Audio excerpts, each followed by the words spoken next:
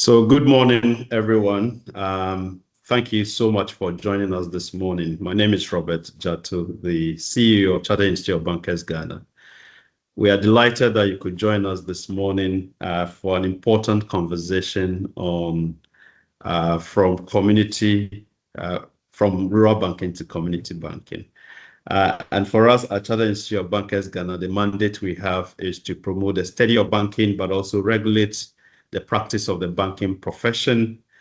And people ask what that actually means, what does it mean, or what does it entail?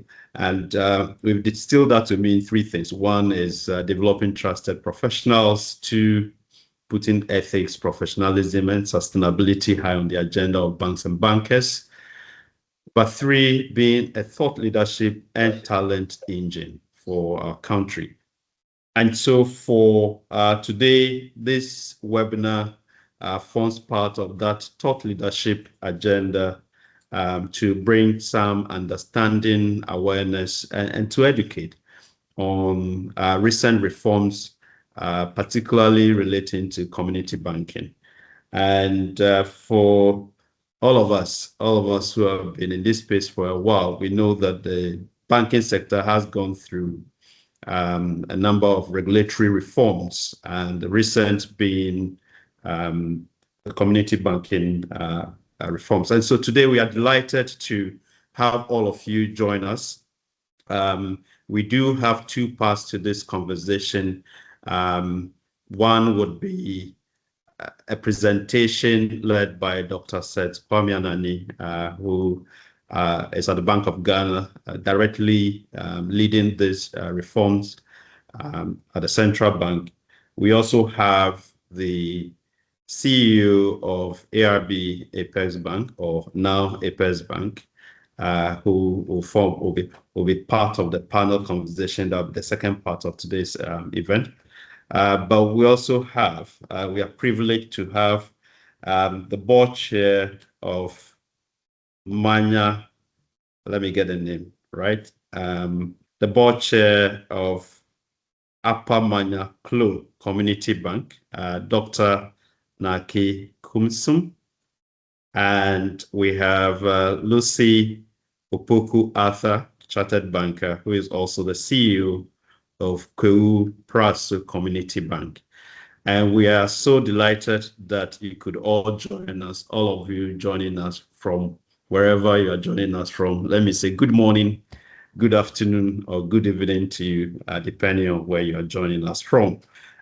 We want to quickly get some sense of our understanding of the reforms thus far. So we are going to put up a poll, which is coming up very shortly. And what we'd like all of us on this call to indicate, the first one is indicate your level of understanding of the community banking reforms by the Bank of Ghana. Please, you can, if you scan the QR code out there, you should be able to please respond to the questions. Indicate your level of understanding of the community bank reforms by the Bank of Ghana. Well, Bank of Ghana should be proper now. Apologies for that. I see some very good responses. Very high, 5 at the moment, high at 11, moderate, low, 2, very low. I think this is quite impressive in terms of level of understanding, which is really good. In terms of the work that has been done so far. But we still have quite a number of people on this call who haven't voted yet. Please scan the QR code or just go to menti.com and enter the number that you see there. So far, only 34 people have completed. We have over 168 people on the call at this stage. So we'd encourage all of you to complete this. Thank you very much. All right, so I think we have quite some good responses. We have 57 people completed so far, and we have maybe a few more people completing, but we'll move on very shortly to the next question. This gives us a good sense of those on the call, the level of understanding, moderate, 19, high 21, very high 15. So for those who have completed, that's a good place to be. We'll quickly move on to the next question. And that question is, to what extent do you believe that the transition from rural banks to community banks is necessary? To what extent do you believe that the transition from rural banks to community banks is necessary? So this is just getting a sense of your point of view on the reforms. So again, thank you very much. We're seeing some very good responses here in terms of very necessary 22, 23, necessary 15. I do not know. That's neutral. And then somehow necessary. Okay, great. This is, we still encourage as many people on this call to complete. Please scan the QR code or just go to menti.com and enter the code there to complete and provide your response. As we do that, I would ask Dr. Seth Anani to get ready. He will be leading the first part of this conversation today in terms of what the central bank is doing and why, what expectations are, and maybe where we are in the journey of the reforms. Dr. Seth Anani is the Chief Manager at the Financial Institution Supervision Department at the Bank of Ghana. He has over 25 years experience working in this space, and we are delighted and privileged to have you join us today on behalf of the governor, and so on behalf of the Governing Council of Chartered Institute of Bankers Ghana. Once again, we welcome all of you to this webinar titled From Rural Banking to Community Banking, Understanding what the reforms mean and Resetting for Resilience. And I believe that this is going to be an exciting, educative, and informative session. So on that note, once again, welcome. And Dr. Seth Anani, if you are ready, I will hand over to you to lead us in the first part of the conversation. Thank you very much, sir. Please, with your permission, we can share the screen and then kick it off from there. So good morning, everyone, and welcome to this session.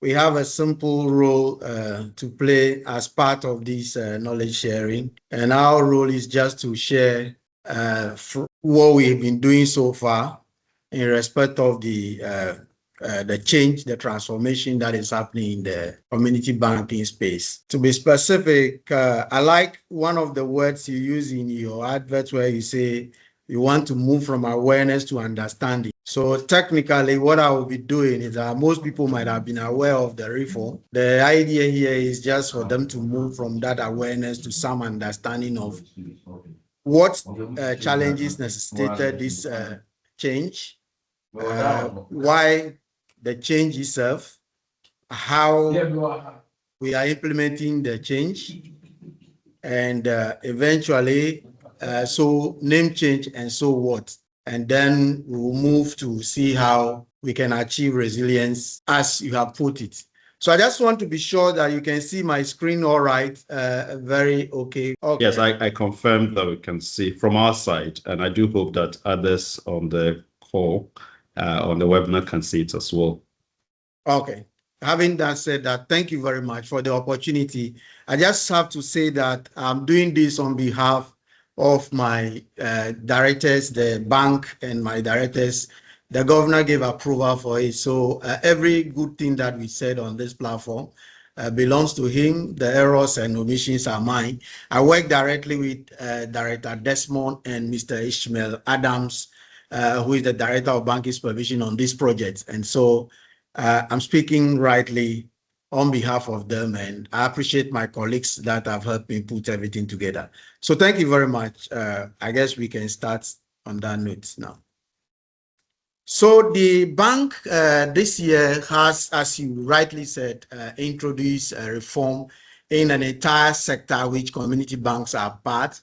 And this reform actually brought 4 different BAT complementary institution categories. And this is supposed to be a very comprehensive reform that the bank has engaged in the sector. And I just thought that before we move specific to community banks, we'll share a brief on what has been happening in the space as a whole to improve understanding. So the new structure would be the microfinance banks, community banks, credit unions, last mile providers, and strong anchor is the EPES Bank. As we move along, I will show how the existing institutions are expected to migrate into this new structure. So going forward, at the lower end of the banking sector, when you talk about the banks, after the banks, you have the microfinance bank, community banks, credit unions, and a group of providers that we use the name last mile providers. These are the people who will get to wherever nobody wants to go, where it is impossible. You will find some traces of them at those places. So they are the last mile providers in the chain of providing financial services. So the big question is, what's the state? Why do we do? What really brought this change? We have to be specific on this because people begin to think that change came just as a change of name, but we have to provide a background where the entire sector reform and this big and massive reform by the central bank. There have been long-standing challenges within the sector since before even the 2011, when the bank came up with some regulation which we call the operating rules and sanctions for microfinance institutions, where in that structure it mentions institutions from community bank savings and loans as tier 1 and move down to tier 4. Now that itself was to correct some challenges within the sector, but we have come to see with the bitter pill that we swallowed when we did the cleanup, we've come to see that there are still structural challenges that are long-standing that need to be resolved. And you cannot resolve those challenges with incremental changes. So that is where this is a very comprehensive reform that the bank has engaged in. So the challenges can be grouped into industry perspective. So those are the challenges with the industry itself. You could find out that we have very fragmented kind of industry, very small institutions grouped differently. You have savings and loan, finance houses, microfinance, deposit taking, microfinance, not deposit taking, credit unions, and many different institutions that are owned and controlled sometimes by what we describe as mom and pop institutions, and they are not well capitalized, not well governed, and are not resilient in terms of the services. So they are set up to provide services, but because of their nature in terms of the weak structure and all that within the system, they tend to create more challenges than the services they provide. I must be fast to say that some of them were really, really good and were doing really good business. And that is the majority's story now. And that is where you need to transform the entire system to be able to provide, to be able to enable them to provide services that they were set to do. And that leads me to the system perspective. So there are challenges with the system itself. Let's say clearing, liquidity management, and other things that make the banking system function very well was not available were not available for this category of institutions. Then you move to the socio-economic perspective itself, where you realize that the issues they needed to address were not being addressed with impact, and we'll move to them gradually. If it's the structural issues that we have seen at the lower end of the market, actually, the reason for the establishment of microfinance globally was to address that gap that structural failures have provided within the space of the financial system. So the high-end companies and individuals get services very well from the banks and investment companies. Then the middle level are served actually with some level of support, but not really strong. That is where you hear all the publications and all the stories that we have to focus on MSME support and all that. That is where all those products and projects have come in. So that service has not been really delivered. And then you go to the semi-formal and semi-informal segments, and below the pyramid, we call them, and you realize that they were excluded. So the microfinance as a concept, a method, and products, including being an institutional structure, came into being. So anytime we mention microfinance, this is not just a product. We are looking at microfinance as a concept that is to alleviate poverty or reduce people from economical vulnerabilities. That has not been provided very well. So yes, we embraced these institutions and brought them in to provide that service. However, we realized that over the years, they are not able to provide that effectively. Now, if you move to the SDGs, as we call the Sustainable Development Goals, you will realize that about 13 out of the 17 goals can be addressed, actually, according to the UN, by progressive inclusion.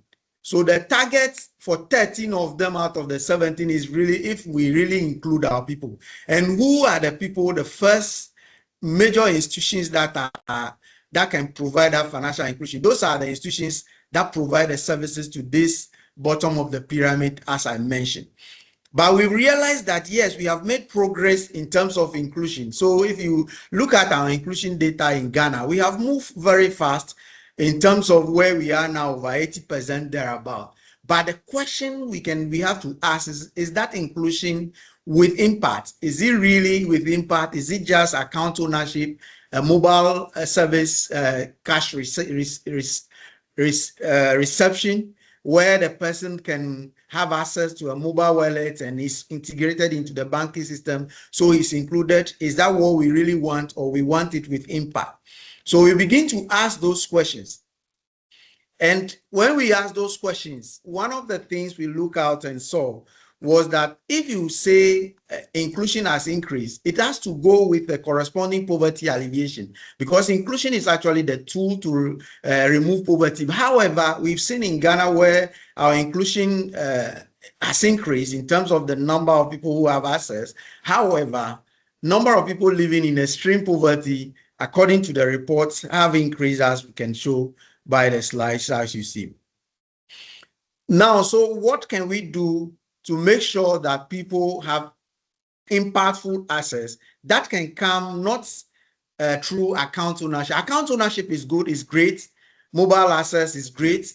It makes it convenient, but is that providing the impact, the credit that they need to turn around their economic fortunes and be from a vulnerable economically poor, moving to let's say what we describe as a small capitalist, where they can help their community and do major business? When you move them from a tabletop to a small shop to a supermarket or to a big business value chain, is that what we are seeing with our inclusion? No. So most of the people are not able to borrow formally from the financial system, which is a structural issue. If you look at it at a broader space, you will see that if you look at the balance sheets, and very soon, last year, our institutions, most even banks and all institutions, have published their audited accounts. So you can check this. If you take the typical balance sheet of an institution, you will realize that most of them are not really doing the credit that is the real intermediation that they are expected to do. So the mobilized deposit from the communities, all right, from the clients, the vulnerable clients, all right, but those deposits not seeing itself into credit delivery, really, as you would have expected. So we all cry that at a point that the government was crowding out the private sector by saying that the government is borrowing so much and the private sector does not have credit, including with the bankers. But unfortunately, when we have small institutions, in the bid to make profit, we mobilize from these vulnerable communities and we move it to what I call the high street institutions for investment. And so definitely what we are also doing in our small way is crowding out resources from these communities that we are supposed to be serving. and making sure that we just do investments and get our profit without thinking of intermediation as we are properly set. So credit levels has been low. At a point, interest rate was high, thanks the effort of the governor and the government. The interest rate has come down. I would like if the governor mentioned that it's his wish that actually interest rates will go to below a single digit before his term. One of the things we can use to achieve that is this sector that we belong, and I will explain that further as we go through the presentation. So credit levels has been low. That does not support what we claim we are doing in terms of including people into the space. Inclusion has only been measured greatly by access, which is great, but we are looking at how that access can tend to impactful inclusion. So if you look at typically we have just consolidated balance sheet of our institution, you see that credit, it's not the biggest as you would have seen, you are expected at this sector. So you will see credit component being like a 30%, meanwhile 80% is of the balance sheet is actually financed by deposits. So that Ms. Minor, we realized was a structural issue related to the challenges as I've mentioned in the beginning. So if you move out, where do we have banks? Where do banks exist? They actually exist to just mobilize from those who have access, as you all know already, and channel that to those economic active poor who wants to do business. But that is not what we have seen in our sector. Let's look at this. The US, that is supposed to be a capitalist environment, passed a law in 2010, in 1977, that law does make, what is interesting here, it says that it says that the convenience and needs of communities include the needs for credit services as well as deposit services. So it's saying that regulated financial institutions are required by law to demonstrate that their deposit facility serves the convenience and needs of the communities in which they are chartered. That is where the alliance is. So technically what they are saying is that if the services are the credit and deposit, they are saying by law that this institution should make sure that they service those people with credit and deposit, not only mobilizing the deposit and transferring that deposit to convenient institutions like the high street institutions that eventually led us to the one of the lessons of the bitter pill, that lock-up funds. Our funds were locked up with some high street investment companies. So that also said, if we look at other jurisdictions and the example of the lesson we learned from the US and other countries, you will realize that our credit to deposit ratio is low. And most worryingly is our credit to GDP, which is a measure of how credit is used to actually finance our growth, was so low compared to even our colleagues in Kenya, Nigeria, and all that. We're doing very poorly. And so there is that need to have a major structural change. So why the change? What is the rationale for the change? If you have seen all these challenges and we have studied other countries and seen what is happening there, what is really the rationale? What do we want to address with a very comprehensive change, as I mentioned? Mr. Chair, the rationale for this reform, as we've stated, one is to strengthen the institutional framework, facilitate modernization and integration into the financial ecosystem, enhance resilience and soundness, promote inclusive ownership and expand economic opportunities, as I've explained, strengthen financial stability and policy transmission. Now, if you look at the institutions that we have, as I mentioned, from the institutions' perspective challenges, you will see that we have very fragmented institutions, and the sector was not very coherent in terms of organization. You have the roles and operations are not clearly defined, and the boundaries were challenges when people really do not know which category they belong to and what business models clearly they do. It is just rush for the deposit and invest in whatever will be convenient for them without a strong risk management basis. So institutional strengthening the framework, we wanted to strengthen the framework as the first instance. Then facilitate modernization and integration into the financial space. What do we want to do? We want to be sure that this sector is well integrated into the architecture by advancing modernization and fostering technology as a driver. So technology become a driver of the services that these institutions would be taking. How we are doing that, I will soon explain. The issues of technology, my colleagues who are very versed in technology have told me that what we have seen is less than 1% of what is to come. Now, if we have these fragmented institutions that are struggling to even survive in terms of governance, in terms of capital, can they embrace this technology? Can they embrace the cybersecurity protocols that are evolving as technology evolves? What can we do to make sure that the sector is modernized along the technology changes, along the improvement in the financial systems that we are seeing as the bank continues to do different reforms and different institutional types? How would our institutions survive going forward? So that was one of the rationales for the reform. Enhance resilience and soundness, which is more of what your resilience is one of the things you want to discuss in this. We wanted to address the issues of capital governance, operational efficiency, and all the other things that undermine the viability of this institution and threaten the depositors' fund.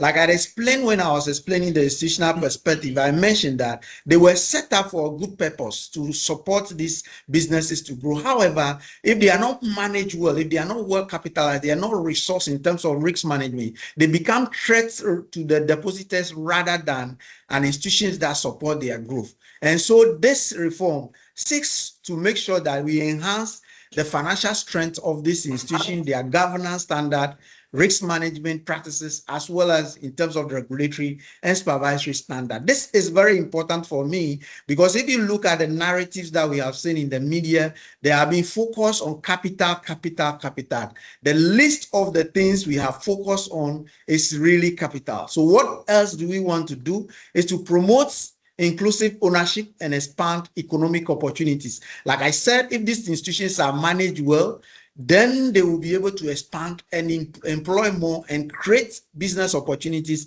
in the communities that they support. So we embedded in the process of ownership and governance is to make sure that communities are involved, groups, individuals, and we are creating the opportunity for new shareholders. If you look at especially the community banks that are your focus, you would have seen that most of the shareholders are aging and the customers are also aging. How do we position this our institution that it can attract the new emerging youths into shareholding and move along with the tangent of modernization? So to promote inclusive ownership and expand economic opportunity, if you see our directives very well, that was one of the integral part of the directive rather than focusing on capital.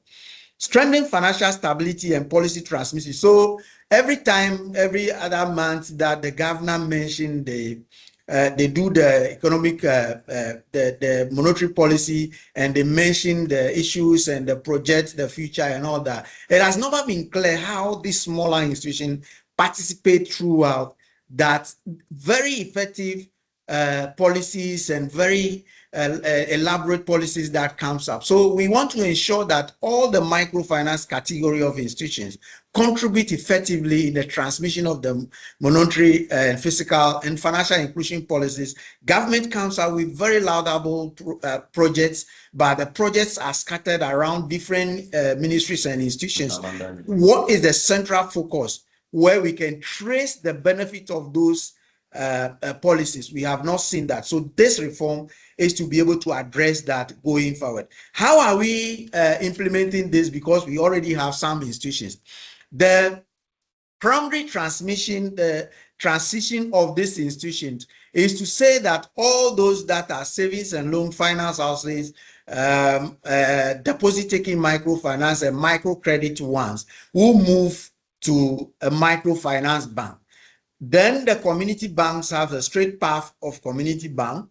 And then the credit union have two paths. Those that are above 60 million, as the directive we mentioned, their values they are managing are high, would have a direct supervision from the central bank. And the rest will be as part of the the last mile provider. At the last mile providers, the focus is that if we should allow people to mobilize public deposit, which become a threat to both taxpayers and even the depositors. If you have seen the cleanup and the results that we had and the impact it had, you realize that we want to focus that sector to more of a cooperative in nature.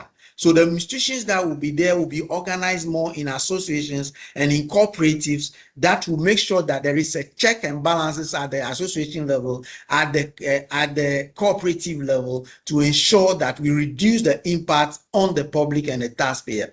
However, this transition paths are not cast in stone. So an institution can move across any of the breadth when they are able to meet the requirement, the specific requirement of those categories. So if you want, your direct path is to microfinance bank, but however, for some reasons you prefer a community bank or credit union, you can move, but there are specific requirements of each of these categories. So the first path is what I have shown. However, there is opportunity for anybody to cross any of the path. However, the bottom line is you have to meet the specific requirements of that category, which has been outlined expressly in our directives.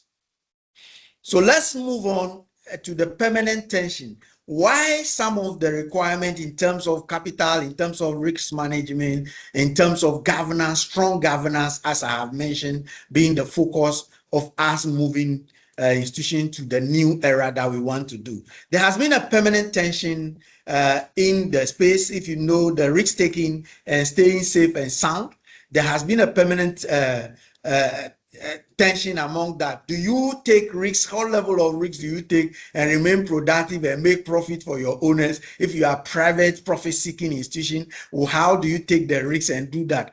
The supervisors and other people in the space would want you to stay safe and make sure that you maintain public confidence and protect the depositors. So there has been that tension that has always been an issue to resolve. How do you resolve that? You can only resolve that with a commensurate capital that can absorb the risks, the risks that you have created. If the risks you crystallize to losses, do you have enough capital as a buffer?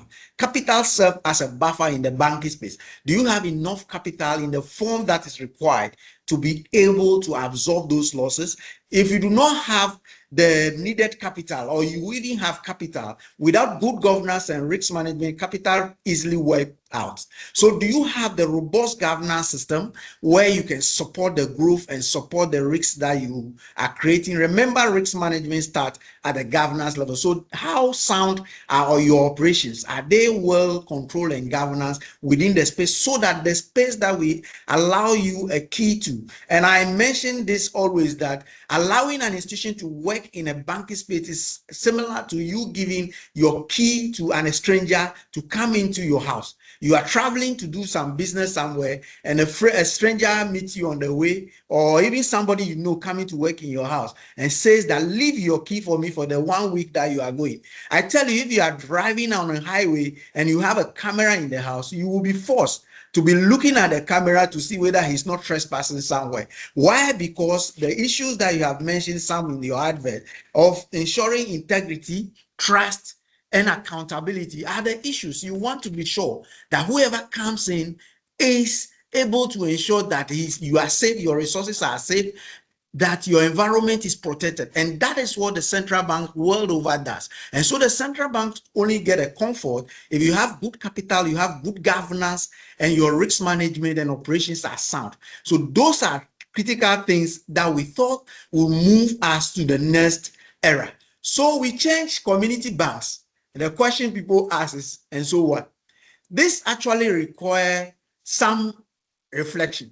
if you have seen the narrative I have given from the general perspective of where we have done this reform to what we are doing specifically for the community bank, we are doing all the things in terms of improving governance, improving even ownership structure. You would have seen in our directives that it has changed.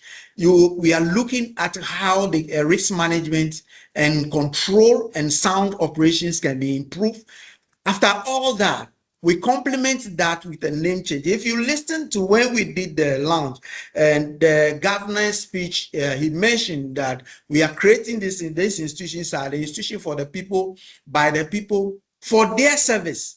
And if you also listen to what the Chief Justice representative mentioned, he mentioned that moving from a rural bank to community actually translates better focus on people. Because when you say rural, you are looking at a geographical space. And if you mention community, you are more of referring to a group of people, whichever way they are organized. And to me, those are better ways of translating the issues into the community. But I must state clearly that the need for the name change has been something industry has yearned for over the years.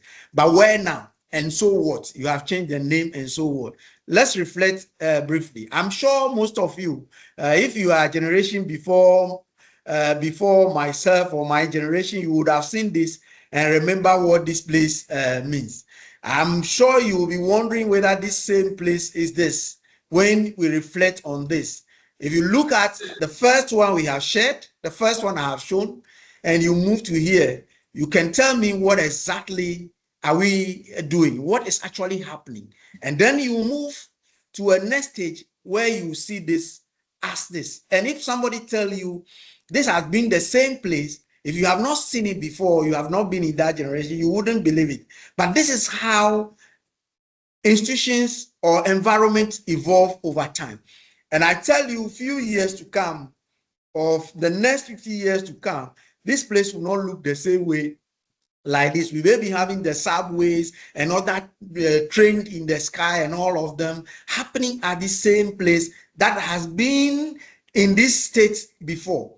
And so the question that we have to reflect on is, do we still stay the way we are, or we should embrace technology, we should embrace and evolve? If you even see this itself, it tells you development in the banking sector. Where it was at the tabletop, you see the banks now having very high-rise modern infrastructure, and they are working in that environment. Our focus is not really on the infrastructure. As we said, we are talking about total and complete institution that is modernized, that is ready to provide services for the people that it was set off to provide services for. So let's take a step to this journey. We started with one bank in 50 years ago.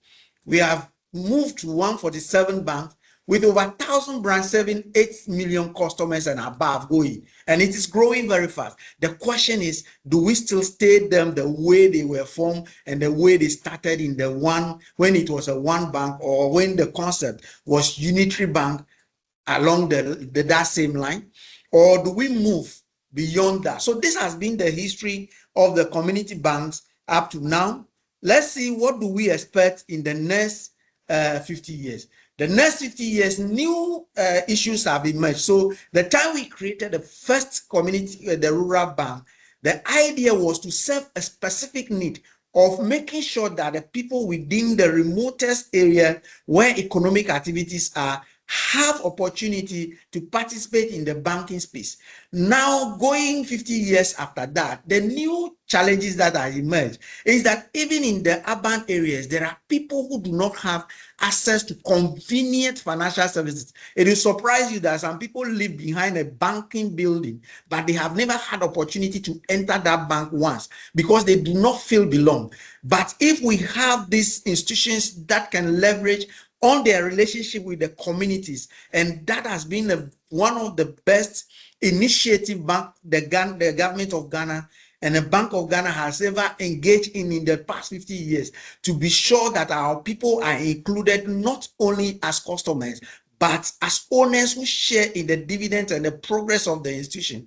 if we should translate that to how our communities have been modernized, how institutions, the environment itself has changed, how the environment is evolving now, and to address the emerging needs for the next 50 years, then you will agree with me that we should be able to have a community bank that faces the whole nation. If you and I cry that the banking sector, we are not having ownership, we are not participating in the fortunes of the banking sector, what best can be where the communities come together and enjoy the fruits of the banking sector? So the focus for the next 50 years is to have urban and mixed rural, wherever they are. Institutions should be able to exist there, owned by a specific community, known from that community, near to the benefit of that community, but do business wherever they can find themselves and where they have approved to do business, with branches, with customers. As customers I have mentioned, you've seen the numbers, and those numbers can grow if these institutions are managed and improved as we have envisaged.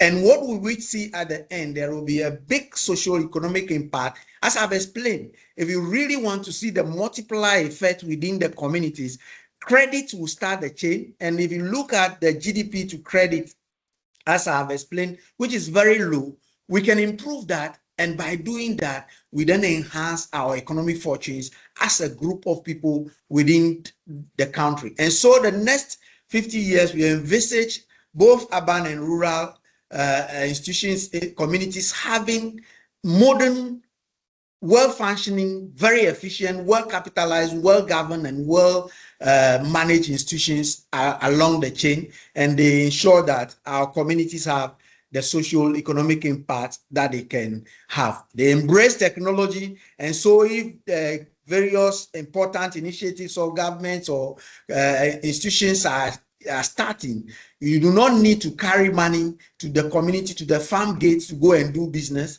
You already have opportunity of a modern institution serving that community. And so transition from that level to the community level becomes easy, and we are all integrated into the banking ecosystem. Remember, if we do not do this now, we risk the effect of losing the value that our institutions are creating, because the globe is becoming one.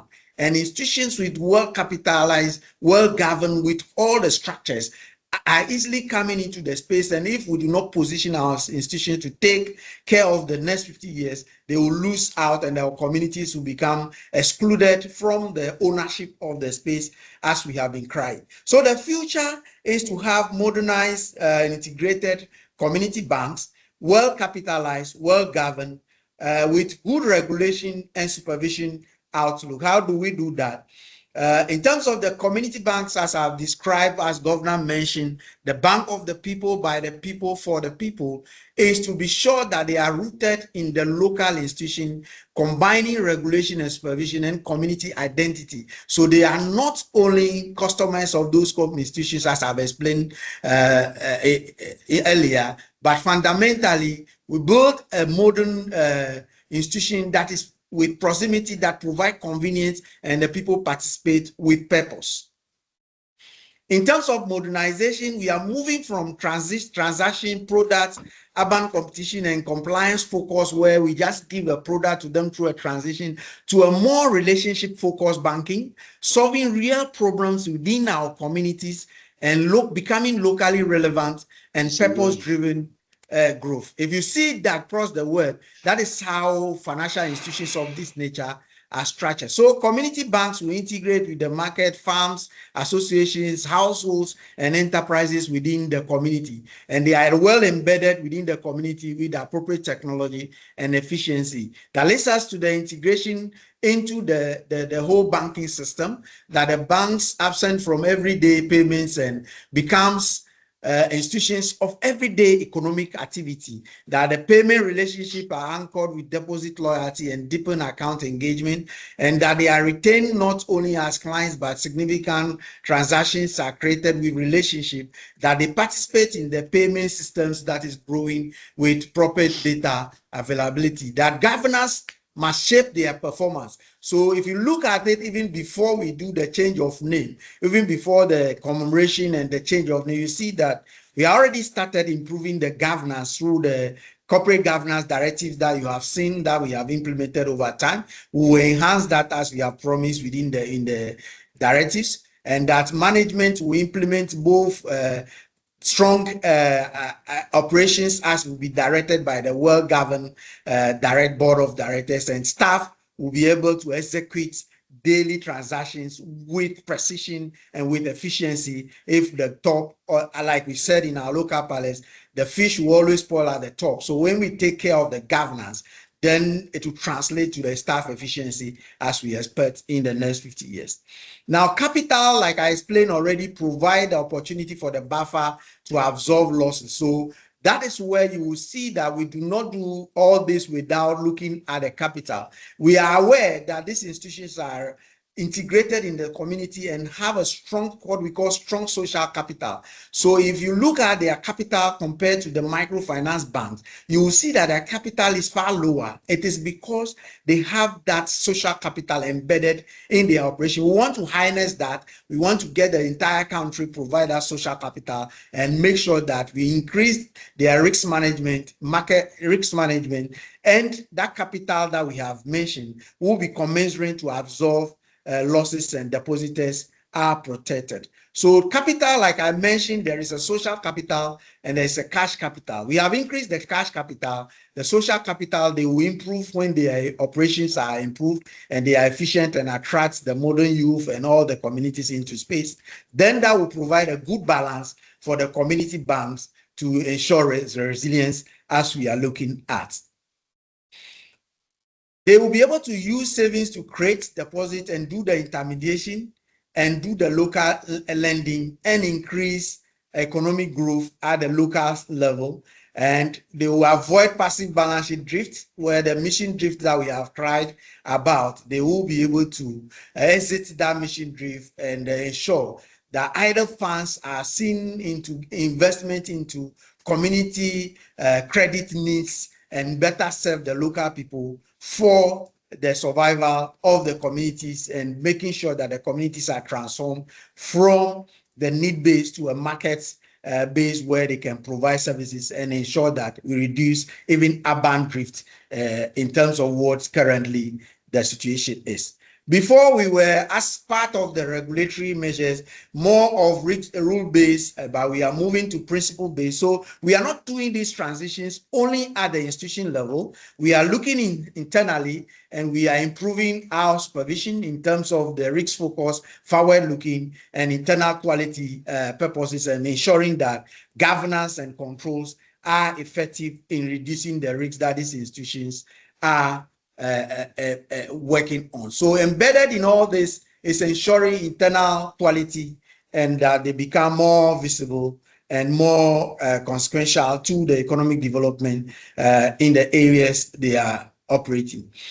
If you look at the 3 lines of resilience, driving to your topic directly, you will see that we have the bank control, where we are talking about the strong governance with well-managed and the internal control system working effectively, to a market discipline where depositors and creditors and the market transparency is ensured, is improved and assured every participant and every customer within the space, and that supervisors will be efficient. If you look at the introduction of the EPES, the retooling and the reinvigoration of the EPES bank that I will explain soon, all those things are making sure that resilience begins in the boardroom and not in the regulator's office. So now we expect more sound decision-making, more robust controls, more efficiency at the institution level, and the supervisors will ensure that those things reflect in the activities that they provide for the people, for ensuring there's a long-term resilience of these institutions. To make sure that the institutional the structural issues that I mentioned are also resolved is to retool and revamp and reorganize and restructure EPES Bank. All the terms I've mentioned are all important in different ways. So we have expanded the mandate of the then ARB EPES Bank and will be well capitalized and transformed to the EPES Bank for the entire sector, taking care of all the 4 good categories. In terms of the changes in restructuring, the capital structure is changing, the governance, the way it is governed in terms of the board and management is changing, and their operations are expanded appropriately. In terms of the core functions, there will be centralized services provision, which will be like providing the financial plumbings for these institutions like any other universal bank will get at the central bank. Apex Bank would be able to provide that for all the category of institutions that have been earmarked in this reform. And then they will serve also as a market developer, where they will help in measures, acquisitions, and new market development, research, and making sure that the institutions stay along the process of establishing their business processes to ensure that the business processes are robust and strong enough to wave into the new developments and technologies that are coming up. They will be able to provide centralized shared services in terms of the technologies that some of the institutions cannot afford. If the institution can afford, the institution will hook on with API. If the institution cannot afford, they will provide those centralized, so that seamlessly, if I travel to Kulungu, or I travel to Kita, or I travel to Wesakropong, I should be able to use the same card or a service delivery on any of the platform that these four type of institutions are, making sure that our people have services with convenience without boundaries, artificial physical boundaries. And they will be able to provide the issues of liquidity management and ensure that market stability is ensured. Short-term challenges will be solved, and Apex Bank would help in the transmission also of monetary and fiscal policy and government's targeted policies into the microfinance sector, serving as a house that could hold wholesale funds that can be channeled from donor partners or from institutional partners who are interested in the microfinance sector as a policy and as a strategic policy tool for the government. So that is how Apex Bank is also playing part to ensure resilience of the entire sector, not only the community bank. But I must say that the community banks has provided us lessons in the past that has ensured how we reorganize this. To continue with this, is the focus of the regulator is to gradually improve on the global standards in the banking space for the community banks to ensure that they become more robust and resilient in the future. So we're looking at more into the Basel core principles are proportionate as it is to them, and we'll be improving on their IFRS, International Financial Reporting Standard implementation and compliance. And we'll also be embedding the new chap on the board, ESG, into their processes as we have started already. So global standard on environmental and social governance would be implemented across all the institutions, but more importantly to our community bank, in all making sure that they become very resilient community bank. So what are we looking at the end?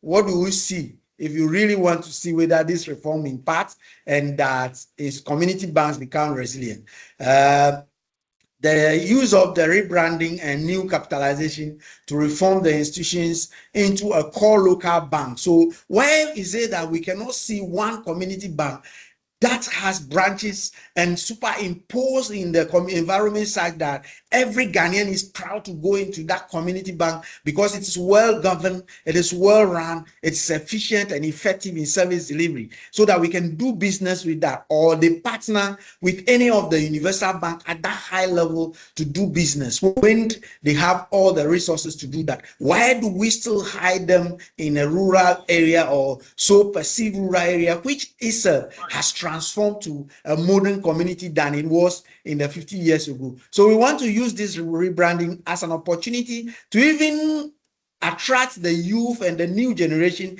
into participating in the capitalization of this bank, and making sure that this institution become the local core anchor of our banking sector to promote thrift and meet the low-cost credit among members. So the owners and the people who are within these communities, if the institutions are run effectively and efficiently, you agree with me that because they mobilize deposits at the lower end, very lower end, and they will focus more on that, and they are efficient, deploying every available technology to do that efficiently, it will inure in terms of the low-cost credit to the people. Even if they make profit, these profits are reinvested in the community through social responsibilities that they do or through dividends that goes back to the same people. And so it creates a synergy of opportunity for them to grow economically. And in all, we are turning economically vulnerable people into a small capitalist in this economy,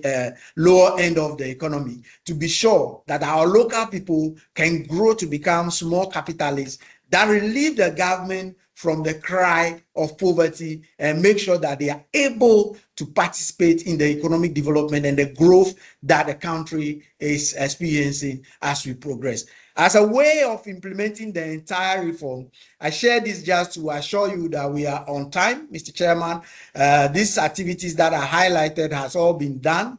You will see that we have converted the rural banks into community banks, as I've explained, and so what, I've answered that question as much as possible, even though we can accept any question and explain it further. We are onboarding the credit unions, which is a process we are ongoing now, to be sure that they will also unearth the potential that the credit union groups in countries have seen. If you go to the US, you go to Canada, you go to Ireland, you go to even Kenya, our neighbors, Morocco, you will see the actual benefits that credit unions, well organized and regulated, has provided those communities. If a credit union can build a stadium in Africa bigger than Accra Sports Stadium for the community and benefit from that, and do many more businesses and even supporting mortgages and all that at a very low and affordable prices, then you wonder why are we not unearthing those opportunities within that space. So moving on from community banks, we are onboarding credit unions. We are doing our internal reviews in terms of the regulation and all that. I heard some commentators mention that the central bank should focus on governance and risk management. That has explained. You would have seen that that has been answered from the onset. The anchor of the reform is to improve governance, improve risk management, and be able to provide some buffer in terms of the risks that they will create. And that is where capital has been associated with risks, and the capital levels has been different, as well as we move on with all the requirements in proportionate level. Along the way is to issue the substantive licenses around December and make sure that we continue to address outstanding issues. Reform of this nature, we are ready. The bank is ready with the support of the governors who are driving this. Actually, we are ready to address issues as we go on. These issues are not cast in stone. As I mentioned, we work with umbrella bodies, especially in the last mile provider group. We will review the current umbrella bodies we work with and make sure that we enhance their operations and integrate them to the EPES ecosystem and make sure they work together with EPES Bank to be able to integrate them properly, appropriately within the space. Mr. Chairman, where you will be interested in is the capacity building and the modernization drives. It's on the agenda of the governor that we have to continue to build capacity over and over and make sure that we transform not only infrastructure of the institution, not only the banking infrastructure, but the people who are the most important tools within the space are transformed and have the necessary knowledge to be able to drive the reform that we said. If I remember when the governor was a deputy governor, one time we went to him and said that when we train at the lower level, the people keep on moving away. And the question here and the governor asked us at the time was that, then what is your problem? And we said that we train and they move. They said, no, then train more. Fortunately, institutions like yourself, institutions like the banking college, institutions like GAMFIN are all on board for us to be able to continue, and the Institute of Chartered Accountant and all the institutions are available for us to continue to train our people and make sure that we achieve this broad, this laudable reform initiative that the governor has brought in to make sure that we can be proud that we have a sector at the lower end that provides services for our people, not only as clients, but services to our people where they own share in the dividends of the institution, where if the institution is efficient, it's inured to their benefit, where they take part in the decision making of the institution through the board. What best democracy can you practice more than making sure that in the finance sector, your people are part of owners, part of decision makers, and part of the beneficiaries of the goodies that will come out of the process. So thank you, Mr. Chair, and thank you for being ready always to support the governor's agenda in terms of improving the human resource capacity in the country. We are grateful for the opportunity to share this with you. And like I said, I share this on behalf of my directors and the governor and the people that I work with. I appreciate everyone. Thank you for the opportunity. I'm grateful. Thank you, Mr. Chair. Thank you very much, Dr. Seth Anani at the Banking Supervision Department, Bank of Ghana. This is really insightful, and I like where you landed in terms of the need to continue to focus on the human capital across all levels, at the governance level, certainly at the key management level, and at every level. So we are delighted at Chartered Institute of Bankers Ghana to be organizing this awareness to understanding session on these reforms. And so I think I see a few hands up, but what we're going to do next is to bring in the panel to digest and provide further perspective. Certainly, we've heard from the regulator. We at the Institute are the educators, but let's hear from the operators. And that's from the governance perspective. That's why we have a board chair of a community bank here, and then the CEO, as well as the CEO of Apex Bank. And so maybe just before we do, we have a set of questions, particularly on the capacity side, which you have just touched on. And so we'll put those up immediately. And the responses we get would also form part of the panel discussion, right? So the first question is coming up, and I know you touched on digital and operational efficiency. So which digital and operational risks pose the greatest threat to community banks over the next 5 years? It'll be important to get a sense of those of us on this call, what we think about the risks and the technology threats that we face. So, Mr. Chair, before I'm actually from the other financial institutions supervision department. This question is not for you, it's for all the people on the call to respond. Okay, but I just wanted to correct that I'm from the other financial institutions supervision department, even though we work closely with the director of banking supervision on this project. Yeah, thank you. Excellent, thank you. So again, if you scan the QR code or go to menti.com, we've listened to the presentation. We're trying to get a sense of the community banking space. And again, if you look at the Bank of Ghana fraud report, you'll find that some of the fraud, the directional flow of the some of the fraud cases is really in spaces like the ones that we are discussing today. So from where you stand, and for all of us on this call, it'll be important to get a sense of what you think in terms of the digital and operational risks that community banks face, and the ones that we need to pay attention to and start addressing from capacity perspective beyond in addition to the reforms. So thank you for responding. So far, we have 23 people.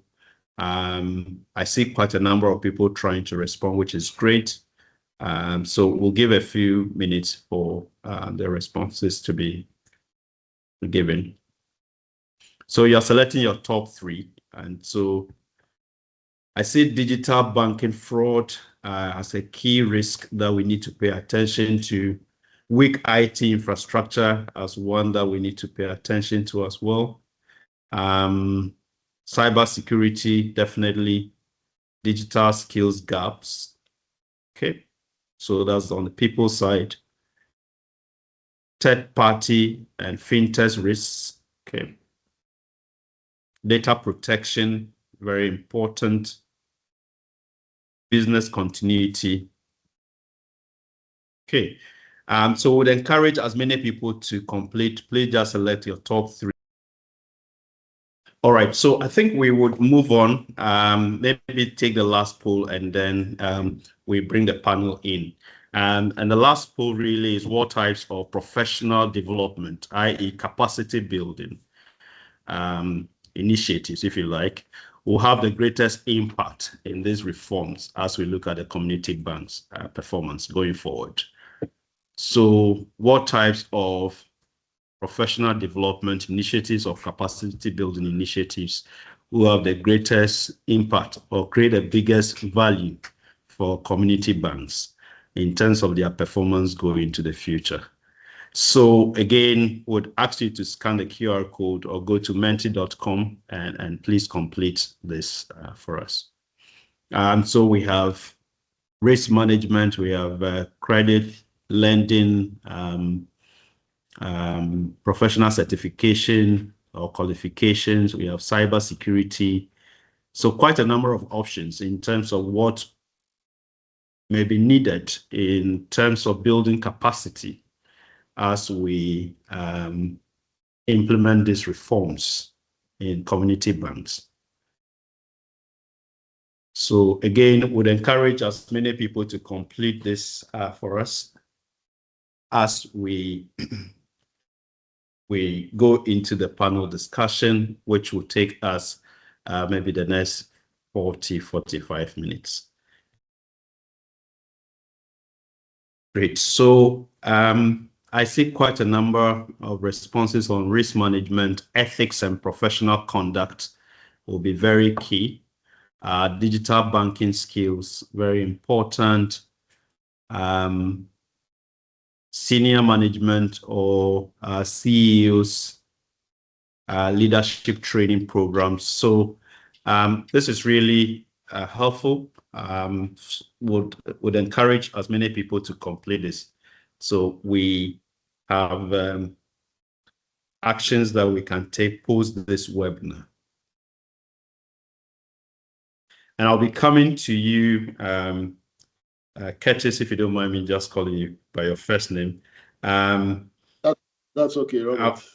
Excellent. I'll be coming to you shortly in terms of how your bank, Apex Bank, is restructuring to serve these community banks in terms of this reforms agenda, how Apex Bank is restructured to better serve these community banks going into the future.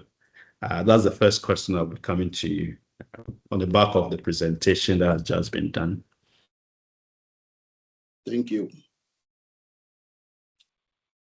Great. So we have some responses here. I think in the interest of time, we'll take this off. And Curtis, you know, the presentation from the central bank are certainly insightful, educative, informative. Let's get to the implementation, which is where you sit, right? Implementation more in terms of providing services to the community banks and supporting their infrastructure. How have you been restructured or structured or configured to better serve the community banks? Thank you, Robert, and good morning once again to colleagues on the call.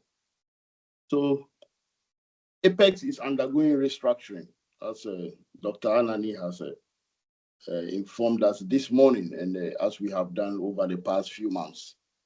And it will require Apex Bank to move from simply being a support institution to becoming a more strategic partner and an enabler for the community banking sector. So our restructuring is being guided by one fundamental question. How do we position Apex Bank to help the community banks become more stronger, more efficient, more technology-driven, and more resilient institutions? So we are focusing on 4 key areas. And we believe that the first one is to strengthen institutional and technical capacity. That is the first one. So this new environment requires that Apex itself have the expertise, the system and governance structures necessary to support institutions, that is the community banks, the microfinance banks, the credit unions to become more sophisticated. So we are therefore strengthening our capacities in collaboration with institutions such as the Chartered Institute of Bankers, National Banking College, the other institutions like ICA, so that we will become more versatile in risk management, compliance, digital banking, cybersecurity, and the rest.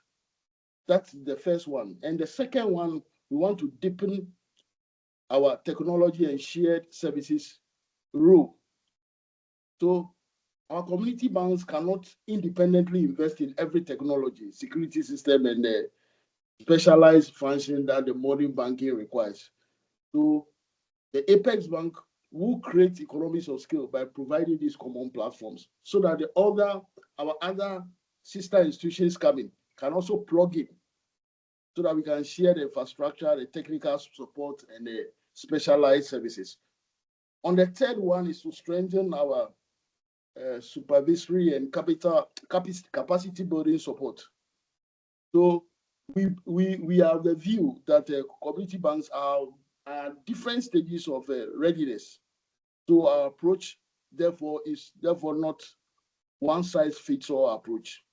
So we need to identify institutions, which we are currently doing, that require intensive support and work with other institutions such as the Bank of Ghana to work on them on targeted remediation plans. And the final one is also say that we need to reposition Apex Bank as a stronger knowledge and coordination hub for the sector, so that the success of every community banking is ultimately not about Apex Bank. It's about creating a resilient ecosystem where all the institutions, including other entities coming on board, can thrive. So our message simply is that the reform is not only about Apex Bank.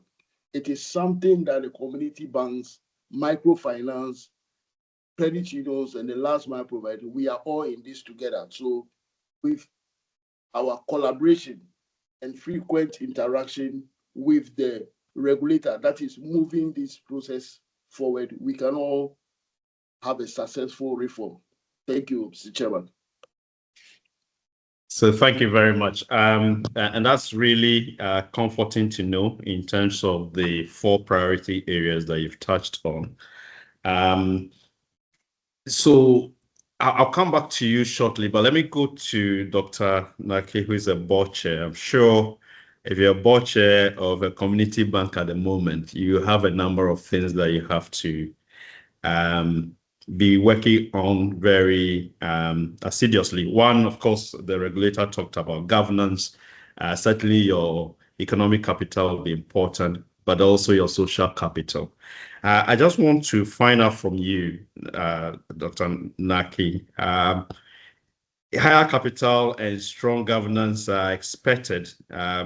What role should boards play in ensuring that these reforms actually succeed? Thank you, Mr. Chair. Good morning to everyone once again. I think the BOG and its wisdom, coupled with consultation with key stakeholders, instituted the reform to serve as an opportunity to build stronger, more resilient and professionally managed community banks while promoting inclusivity. First, I think the board must provide strategic leadership and clear direction by ensuring that new capital that is required and will be provided by all community banks is deployed productively rather than simply complying to regulatory requirements by our regulator, in this regard to the BOG. Also, I think the board or board of community banks must strengthen corporate governance, accountability, and oversight in order to help these reforms succeed. This means that the right people with the right skills must be on the board. There should be the constitution of effective board subcommittees, recruitment of the right caliber of people into management positions, strong internal controls, and a culture where decisions are based on the interests of the bank and its customers as a whole. So i.e. the communities that we served should be impacted strongly, as Dr. Anani illustrated in his presentation, that in the past, most was focusing on investment banking, but now we are challenged and being encouraged to serve the communities that we serve and impact their lives, because they deposit and they bring money to us, and we have to make sure that we turn it around. They must be, first of all, most beneficiaries of the investment that they have with us.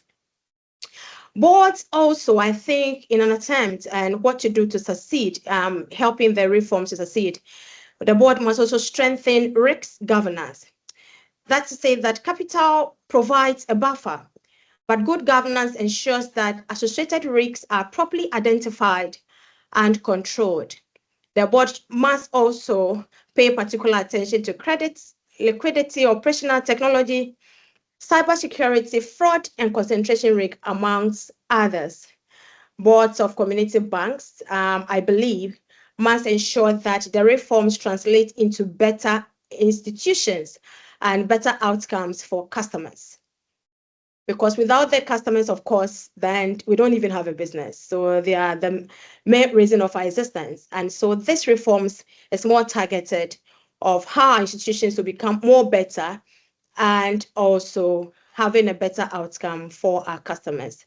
And so the ultimate measure for success should not merely be whether most community banks are able to meet the threshold of the 5 million. Dr. Anani emphasized that you hear a lot of the 5 million in most spaces, but there is more to it than just meeting the 5 million. So therefore, we should be interested that we become more financially sound, professionally managed, technologically capable, and better positioned to support the communities and the businesses that we serve. I think if we are able to do this at the board level, as people who are supposed to provide strategic and clear direction to the business, which is the community banks, we will be able to support the reforms or make it succeed. Thank you, Mr. Chair.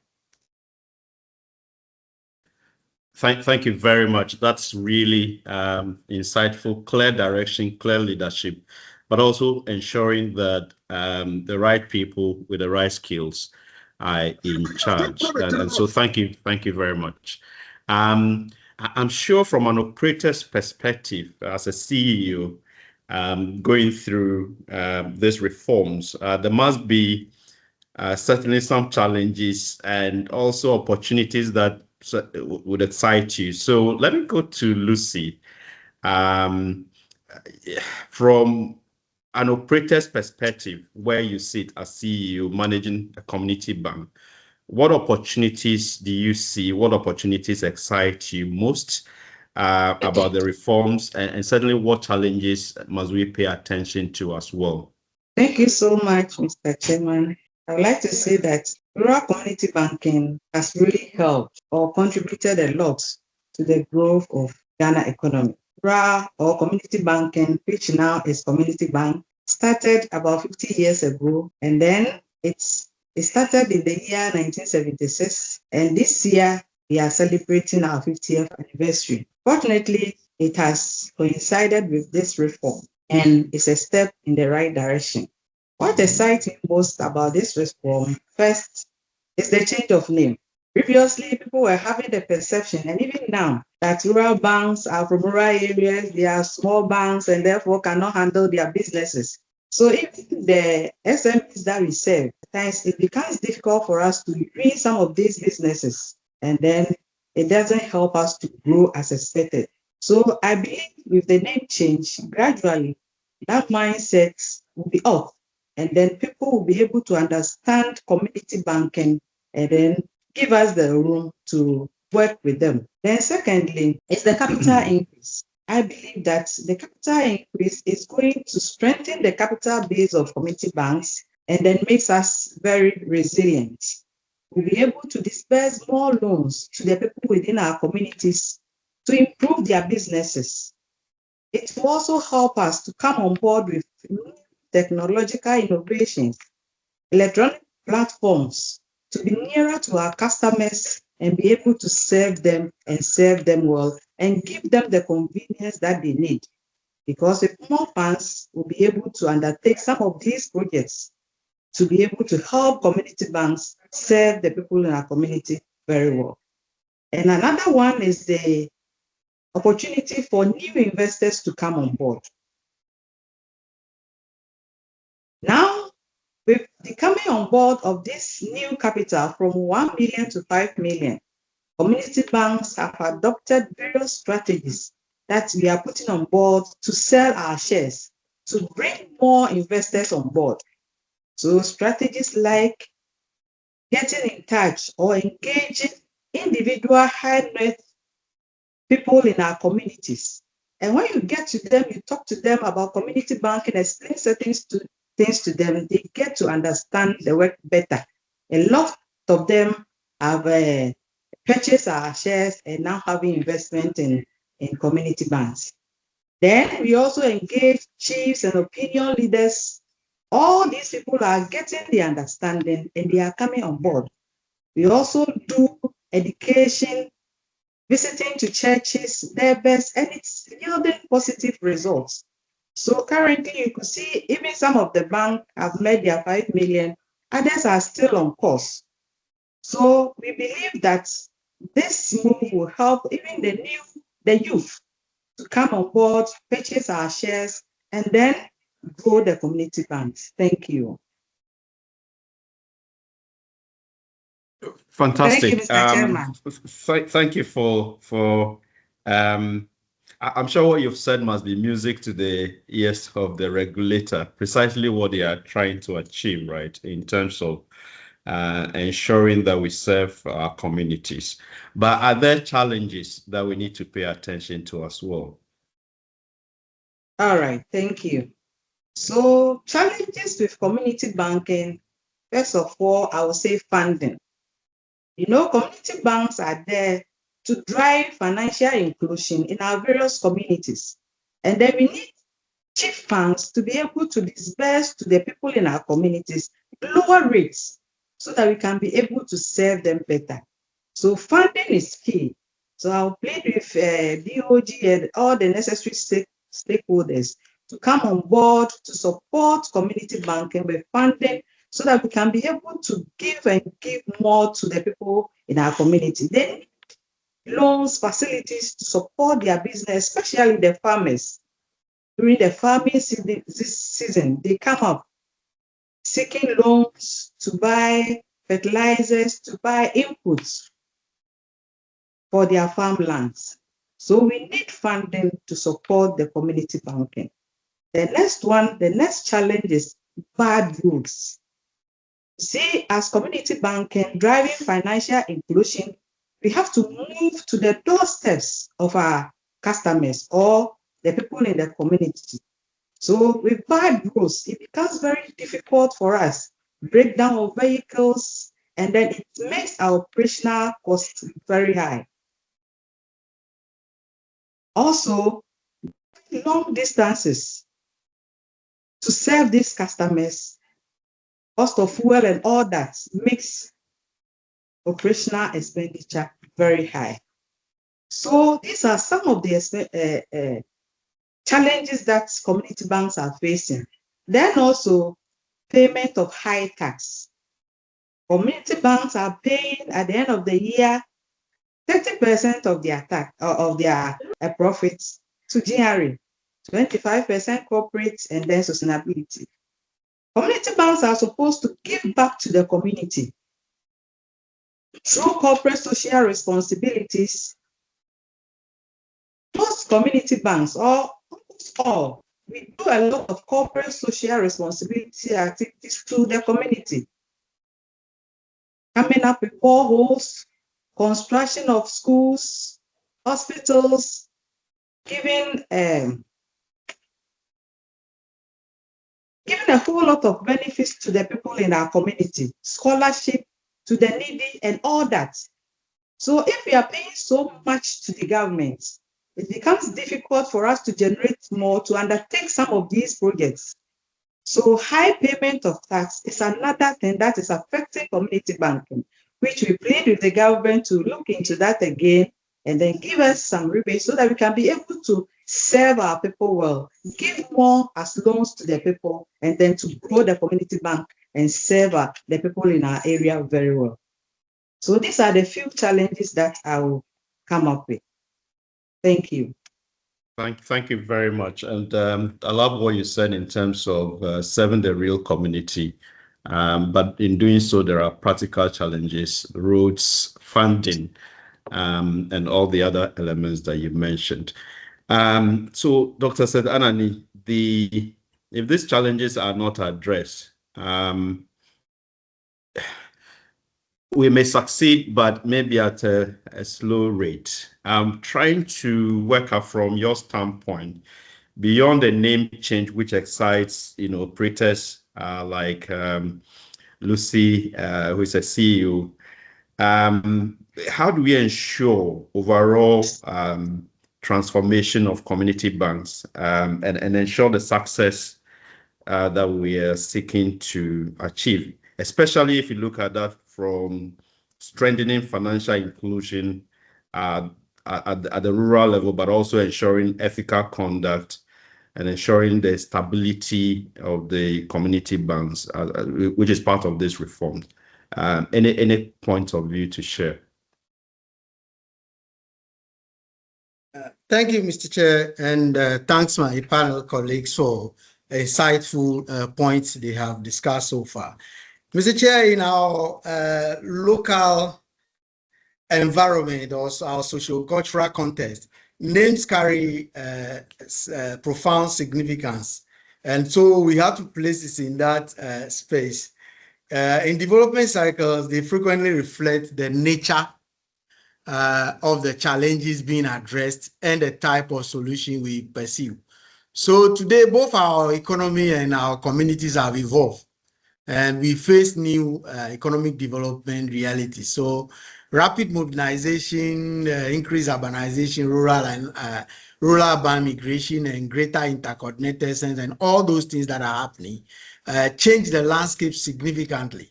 So, and for us to have financial inclusion, it has never only been simply access. It's more about depth and impact in terms of quality access and infrastructure, which we leverage to create value for our people. If you remember in my presentations, I mentioned that our credit to deposit ratio was so low. If we are doing 9 and our colleague in Kenya are doing like 33%, Africa average is 27%, and globally countries like US, Canada are doing 160 and above to GDP. So you can just see the opportunities that comes in that we have to take advantage of. So providing the name change just positioning us to be able to take advantage of the opportunities that exist in the changing landscape. The broader objective is to re-anchor the financial and economic development at the community level by creating stronger institutional architecture, through which the savings can be mobilized, investment done, and credit channel.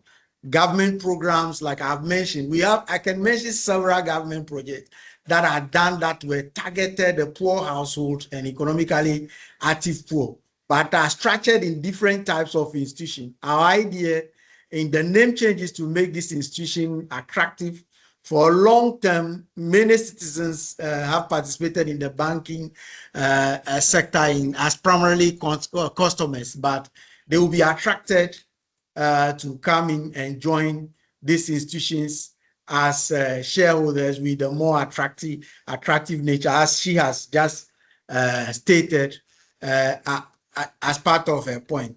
Community banking, I must stress that, creates opportunity for communities to participate meaningfully through ownership, governance, and local investments and share benefits.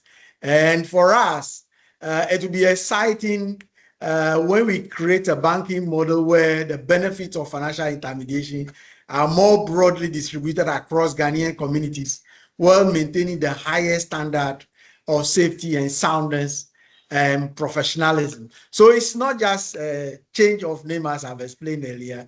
Mr. Chair, you will see how significant this is in terms of how what Lucy just said really has opportunities and the challenges. The challenges, everybody is at a different level of reality. and we can work together as we have been doing this. We haven't been doing it in isolation. It's one of the projects the bank has really engaged stakeholders and be working slowly, gradually with the stakeholders to make sure that it is implemented effectively to inure to the benefit of everybody. So the benefits are enormous, but the most important thing is that we'll create a community banking that assumes similar and more expansive roles in supporting national, economic, and individual development across our country. Thank you, Mr. Chair.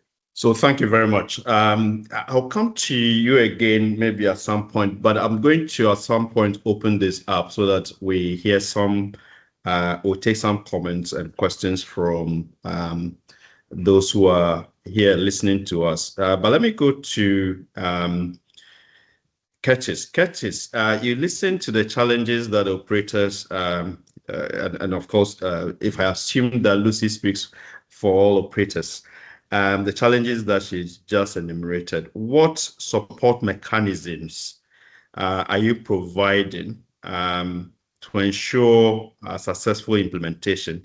And I say so because she touched on funding. She touched on bad roads, and I suspect there's the high cost of funding. And again, at the Institute, we do pre-monetary policy surveys. And when we look at the transmission of the policy rates, you see through the GRR at the universal banks level, you see the response, the direct correlation. At the community banks level, particularly savings and loans and others, you see that the cost of that transmission mechanism is quite tapered, right? And so how do we address some of the challenges Lucy just enumerated? Curtis, and how are we supporting, or how should we be supporting the community banks? Thank you, Robert. Yes. So as Dr. Anani indicated, that issuing guidelines alone will not make the reform successful. Correct. He stated it over and over and over again. And I think that all right. So I think, Curtis, you are muted. You need to unmute so we can hear you. Excellent. Sorry. Thank you, Robert. Yes. As I was speaking, I didn't unmute. So we recognize that, yes, there are a few support mechanisms we have to provide for the successful implementation of these reforms. And we recognize that issuing guidelines alone will not make the reform successful, as Dr. Anani has indicated. Implementation will require that we have partnership, hand-holding, and a continuous engagement, which the regulator have been doing with all the institutions involved. As we at the Apex Bank, we think that it should be structured around a few pillars. The first is capacity building.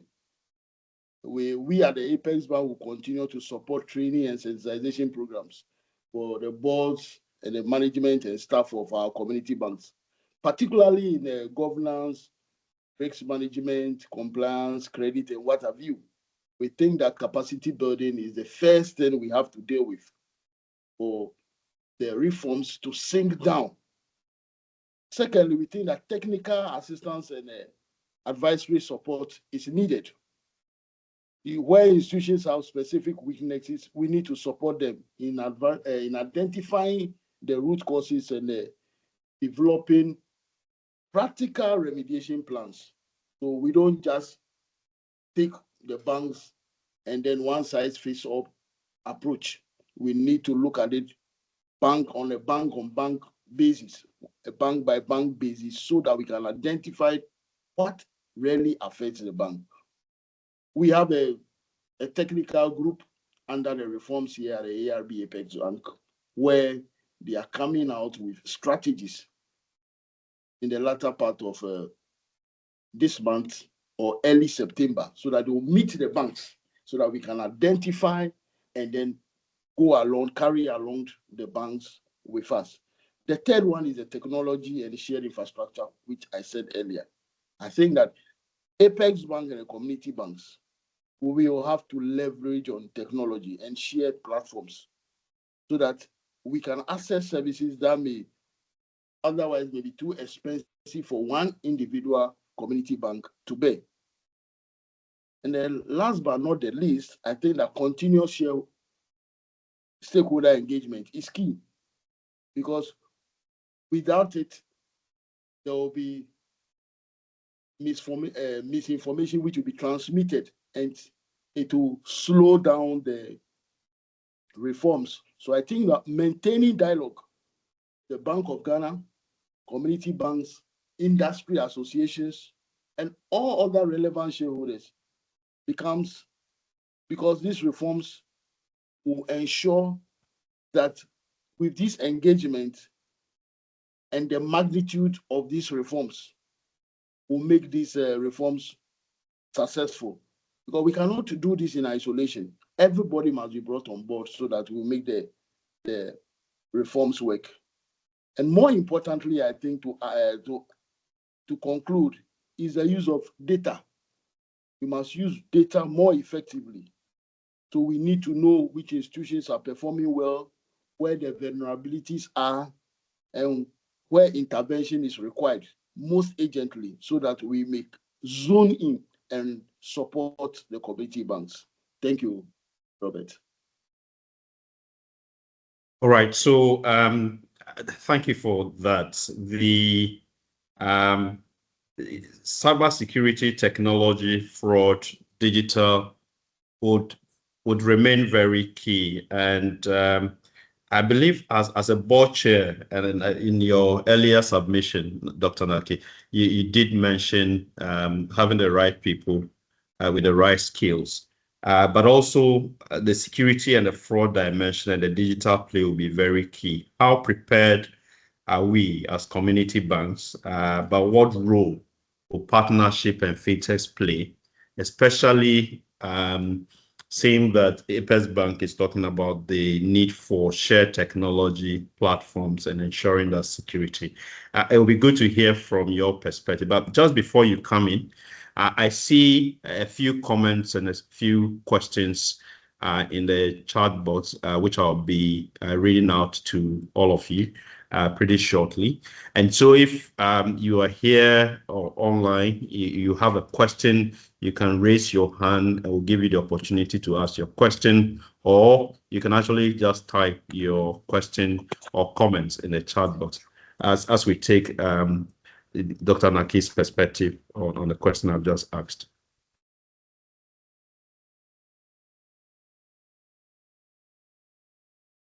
Dr. Naki, can you hear me, please? Yes, I can. Sorry, I didn't unmute myself. Thank okay. you. Yes, it is true that community banks must prepare to meet cybersecurity fraud and digital trust that continues, and also see how best we could partner with the fintechs to provide better services and promote or impact the socioeconomic environment in which we serve.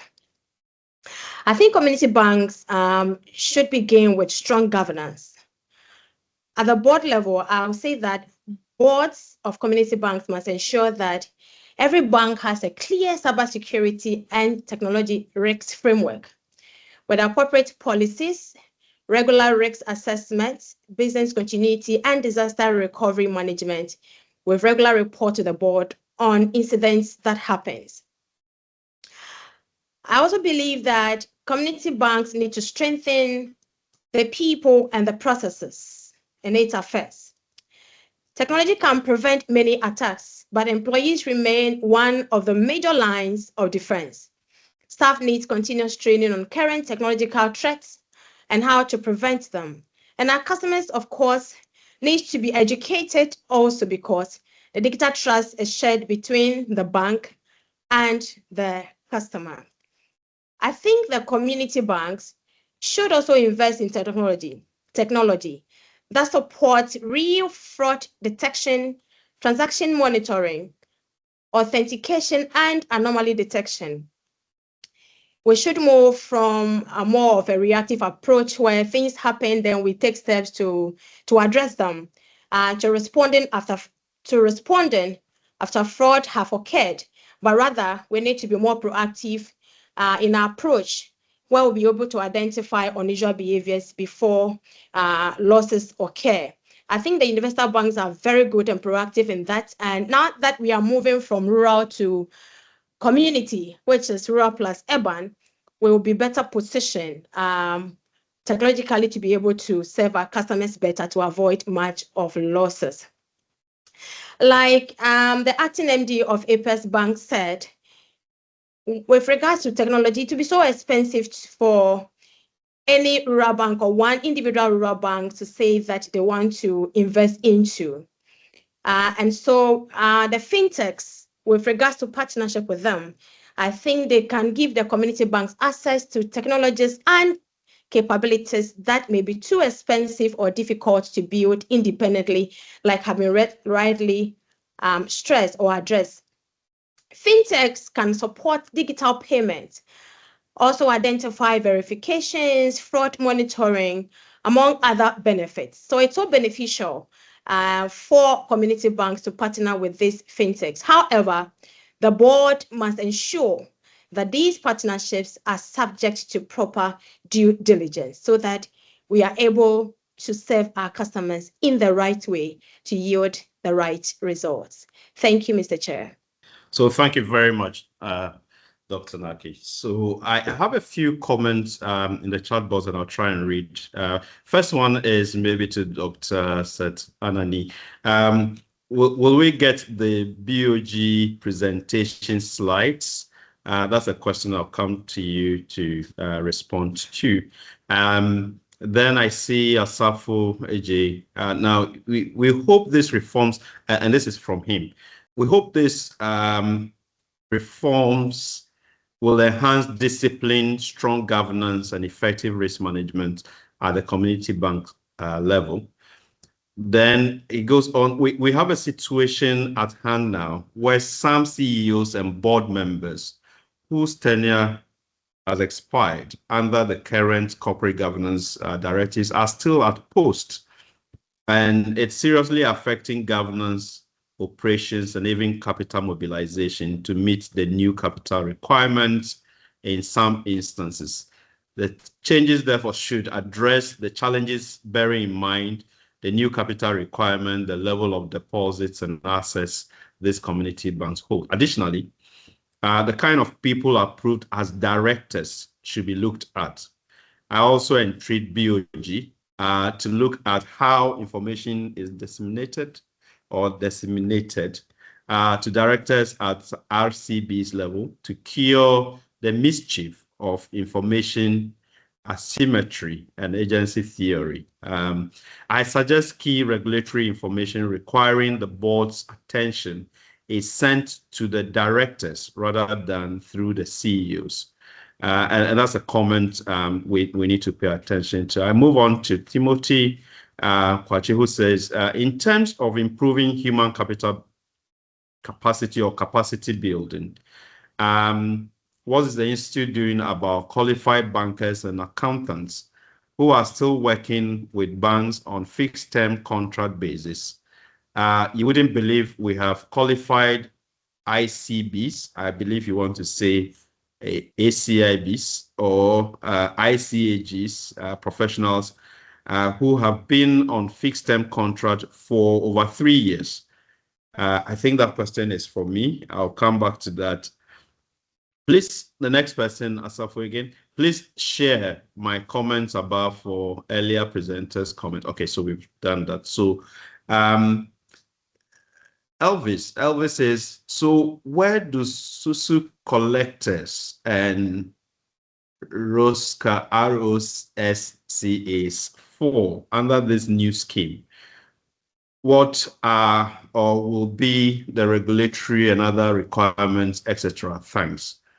And I do hope that Dr. Setanani and others are making notes of the questions and comments.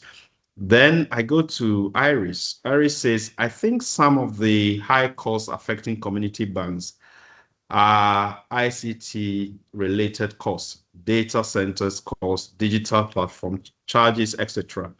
I believe the Bank of Ghana can offer some financial help as a relief to lessen this burden of our banks.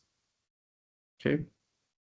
I'm going to pause and then get some reactions from you. I do see there's a hand up, which is from Kingston. Kingston, I'll come to you. I've seen your hand. But let's get some quick reactions from any of the panel members. The CIB one, which is those on contract, I'll pick up shortly. So Dr. Setanani, would you be sharing your slides and request that BOGs to support and lessen the burden on the community banks? Any quick reactions, please? Thank you, Mr. Chair, and thank you for all the participants for listening keenly. Your question and suggestion shows that you have been active in the program. Yes, the slides, once we get the internal clearance, and with you, you will be sharing them with you and you will distribute to all the participants. So that's not an issue. The issue about supporting the PES bank, the rural community banks for technically the IT infrastructure and related costs, that has been an ongoing process over time. Actually, if you are aware, there is a project called Financial Sector Development Project, in which the Ministry of Finance and donor partners have invested over $10 to $12 million into IT infrastructure and related projects just for the convenience of community banks. So what you might be looking at as a high cost might not be all the real cost if the real cost would have been applied. So there are interventions through the government and BOG every time to make sure that we lessen the burden on you. The good news is that as we bring on board all of the other categories in this reform, cost sharing make it easier for us to benefit from the synergy of coming together. There, Mr. Chair, if you permit me, there was a question about the location of ROSCA and Susu collectors. I can take that too. They are all under what we call the last mile providers. And in terms of the regulatory provisions, it's more of a light touch, what we call a light touch regulation, proportionate regulation through the associations and the EPES Bank. The Susu collectors has been under that supervision model. What we are doing is to enhance it and apply appropriate technology to their services going forward. One of the questions touched on something that is very important for me, enhancing diligence about the agency theory. Yes, those are the dimensions we are looking at. But to the issue about the board and CEOs ceding their time that is affecting the agency theory, I just quickly want to say that if any of them come to your attention, you can draw our attention to it, because we have worked assiduously to make sure that we do not give opportunity for those people to continue to exist. So if it is a specific one, we can deal with it, but as a process, and I'm glad you have acknowledged that the need for the change is important in terms of tenure and the efficiency it brings on board and the new knowledge and all that it brings on board, and you are supporting that. So if that is a proposition in any bank, please bring it to attention of the central bank. We'll also check our database and work on that. Thank you, Mr. Chair. So thank you very much. On the issue of chartered accountants, and I think you mentioned chartered bankers who are on fixed term contract for more than 3 years. For chartered accountants, please, I will respond to that. I think that's what someone said. Oh, so, Mr. Chair, we are all together. You can respond to it. Okay, all right, excellent. So, to be honest with you, let me address this in 2 parts. One is I want to believe that if we were to go to a hospital, say Kolebu for argument's sake, and we want to see a doctor or a health professional, we'd expect that that professional will be qualified, will be certified, would also subscribe to a code of conduct, and most importantly, maintain some currency of the knowledge, and that's through CPDs and the likes. It's only in banking that, sadly, we have a number of people working in industry, in the banking industry, whether it's at the community bank level, commercial, universal banks level, that do not have or have other qualifications other than the chartered banker qualification or the professional qualification. And so at the institute level, we are determined to ensure that chartered bankers are treated fairly. And certainly, if you are watching this space, you'd have seen that working together with GAB and certainly with the Bank of Ghana and Governor is particularly supportive of this, that over the next 5 years, if you are not a chartered banker, there are some key roles that you cannot hold. And I believe that it's a compliance issue, but also we should see it for what it is, which is we need, just like we won't go to Kolegu and see a doctor, or go to the court and not be represented by a lawyer properly so trained and called a lawyer. I think the same must be for banks and bankers and holders of professional qualifications. Having said that, just holding a professional qualification is not enough. I believe maintaining currency of the knowledge and through CPDs are very important, because if you look at this from an employer standpoint, the value you create is the value you share in, right? So as a CEO, if I have someone who has qualifications but is not creating value for me, I'll be a bit hesitant in saying, just by reason of the qualification you hold, I'm putting you in a certain role. So as professional, we also have to be very mindful and conscious and make sure that we are creating value for our employers. But the good news is that we are insisting that over the next X number of years, 5 years, by 2030, you must be a professional in certain key roles. Of course, we recognize that there may be others working in the industry who may possess specialized skills, but once you are in the banking industry, you must have some fundamentals and the basics. I would not legislate, however, and I may not be able to change the HR policies of all community banks and all commercial banks. That's not necessarily my remit as an institute, but we need to work together. Human capital development will be important. And if the cost we have all paid for the banking sector cleanup, and which became very expensive and became part of DDEP, which took us to IMF, I think that we all must be determined to re-professionalize banking, putting ethics high on the agenda of banks and bankers. And that's what the Institute is determined to do. We have revised our curriculum, not just at the basic level, but also the branch CEO level. And we've introduced executive leadership program just to make sure that, as they say, a fish rots from the head. We are addressing the board level, the key management, but also the middle and the bottom. And so those are the things that Chartered Institute of Bankers Ghana is doing to ensure we give value, but also share in the value. Our time for this session is up, but let me just give the last opportunity to Kingston. Your hand has been up. Kingston Oklo, your hand has been up for a while. Please, you have the floor. In my submission, in fact, Dr. Anani and Nketis have said a lot. I just want to add that from the perspective of Lucy, the CEO, she mentioned bad road, funding, and tax. But I want to also say that for us to succeed, like the capacity building that was mentioned, I want to say that our corporate governance, the compliance, to our corporate governance, and then the risk management framework that we have, the banks knows the rules of engagement, but the application, the compliance is difficult. So I want to just remind the House that we have to lift up our game in terms of the corporate governance requirements and make sure that the corporate governance is duly followed.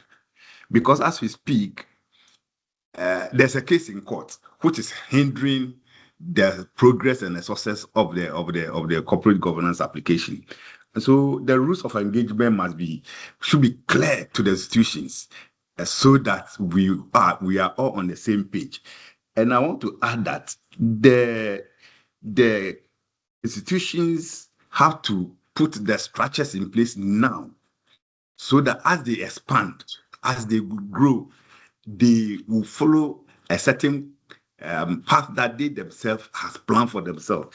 Otherwise, if it is try and error, it is not going to help anybody.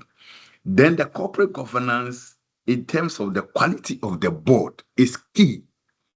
And then if we have the directors who are professional and always want the right thing to be done, I think that we'll be able to do what we have to do, and all the institutions will grow the way they want to grow.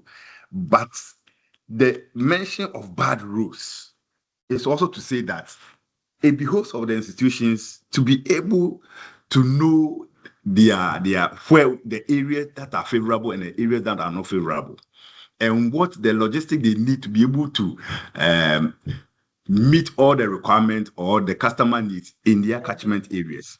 So the road issue, that one is a difficult one, but I just want to remind the House that the institutions should be able to plan well to be able to overcome some of these difficulties. Excellent. Thank you very much. You make very, very important points, and I've noted them as well.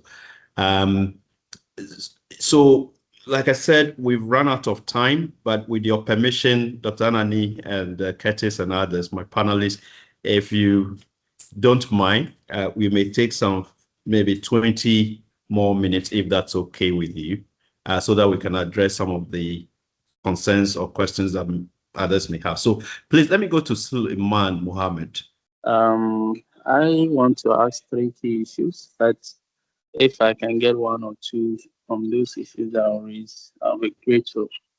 First of all, the community banks, that largely they lack technology, and in technology, if they want to implement it into their operations, it's highly cost. And you raised one of the questions someone asked about the cost involved for them to implement it in their operations. They might not have the financial model to do that, some of them. So BOG can come in, support them in terms of finance for them to implement that structure. And again, I'll also be looking at the external shocks. If those community banks are not technological advanced structure, what are the things that can be provided for them to not be affected by external shocks in terms of fraud and other things?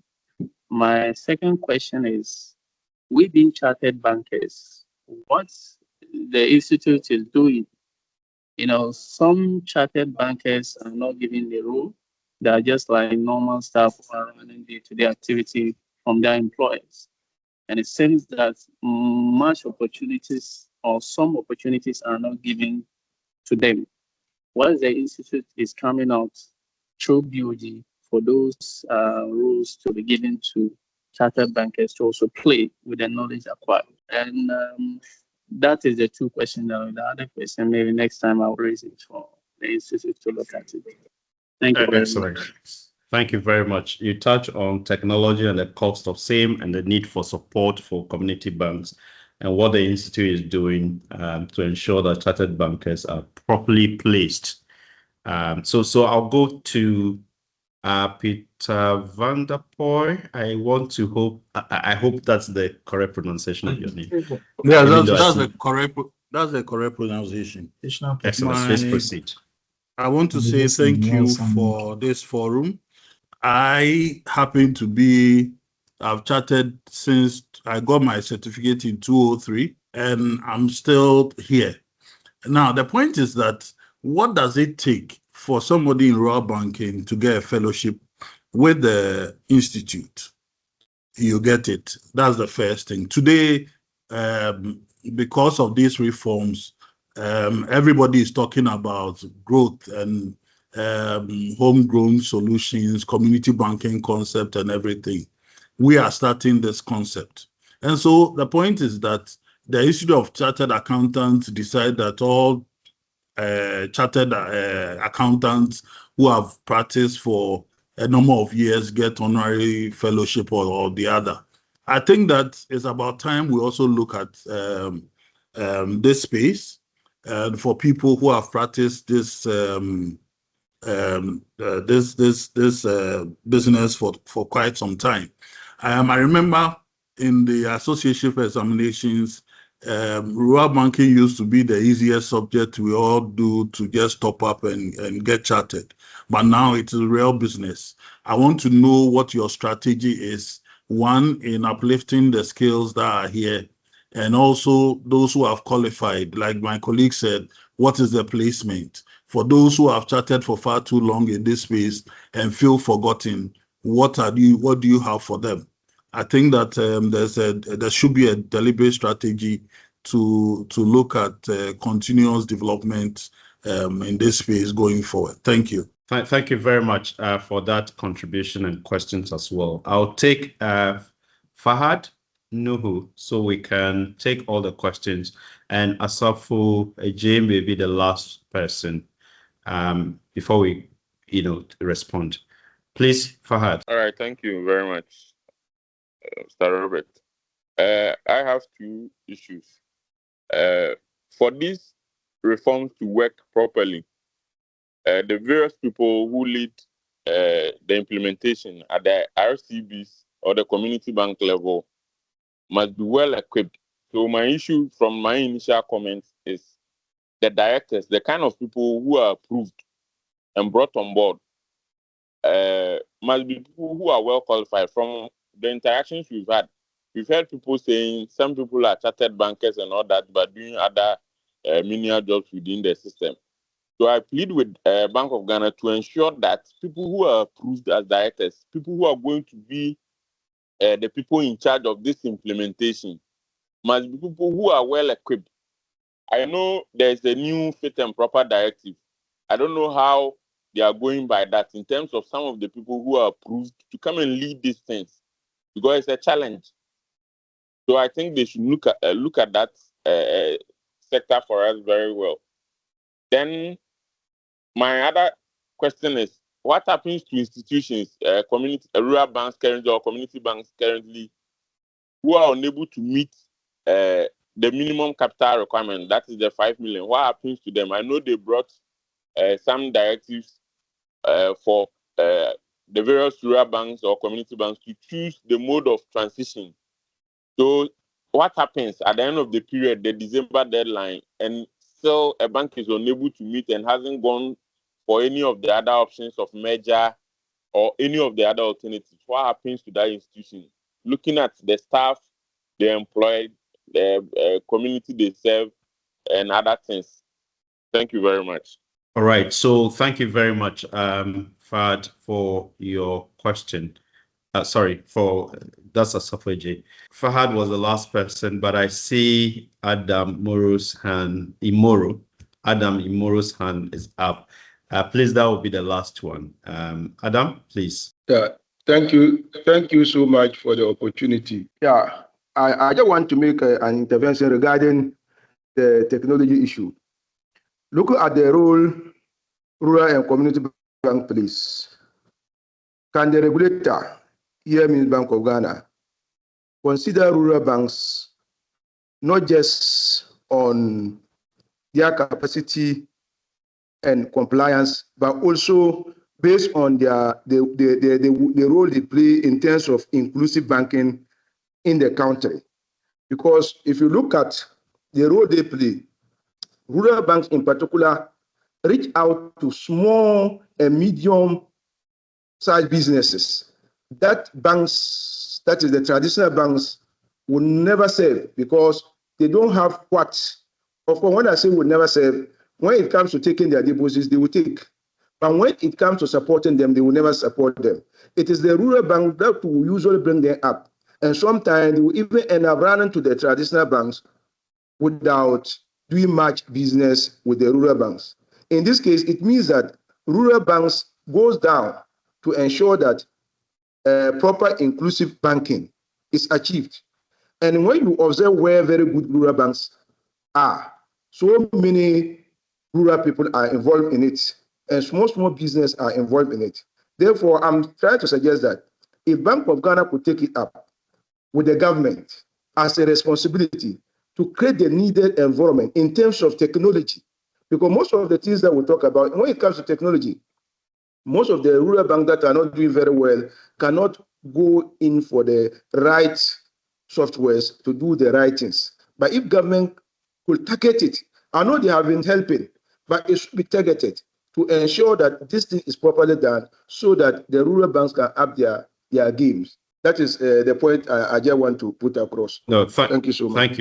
Thank you very much. So I have a few questions, certainly for us, the Institute, but also there's the transition question. I think the quality of board has been touched on.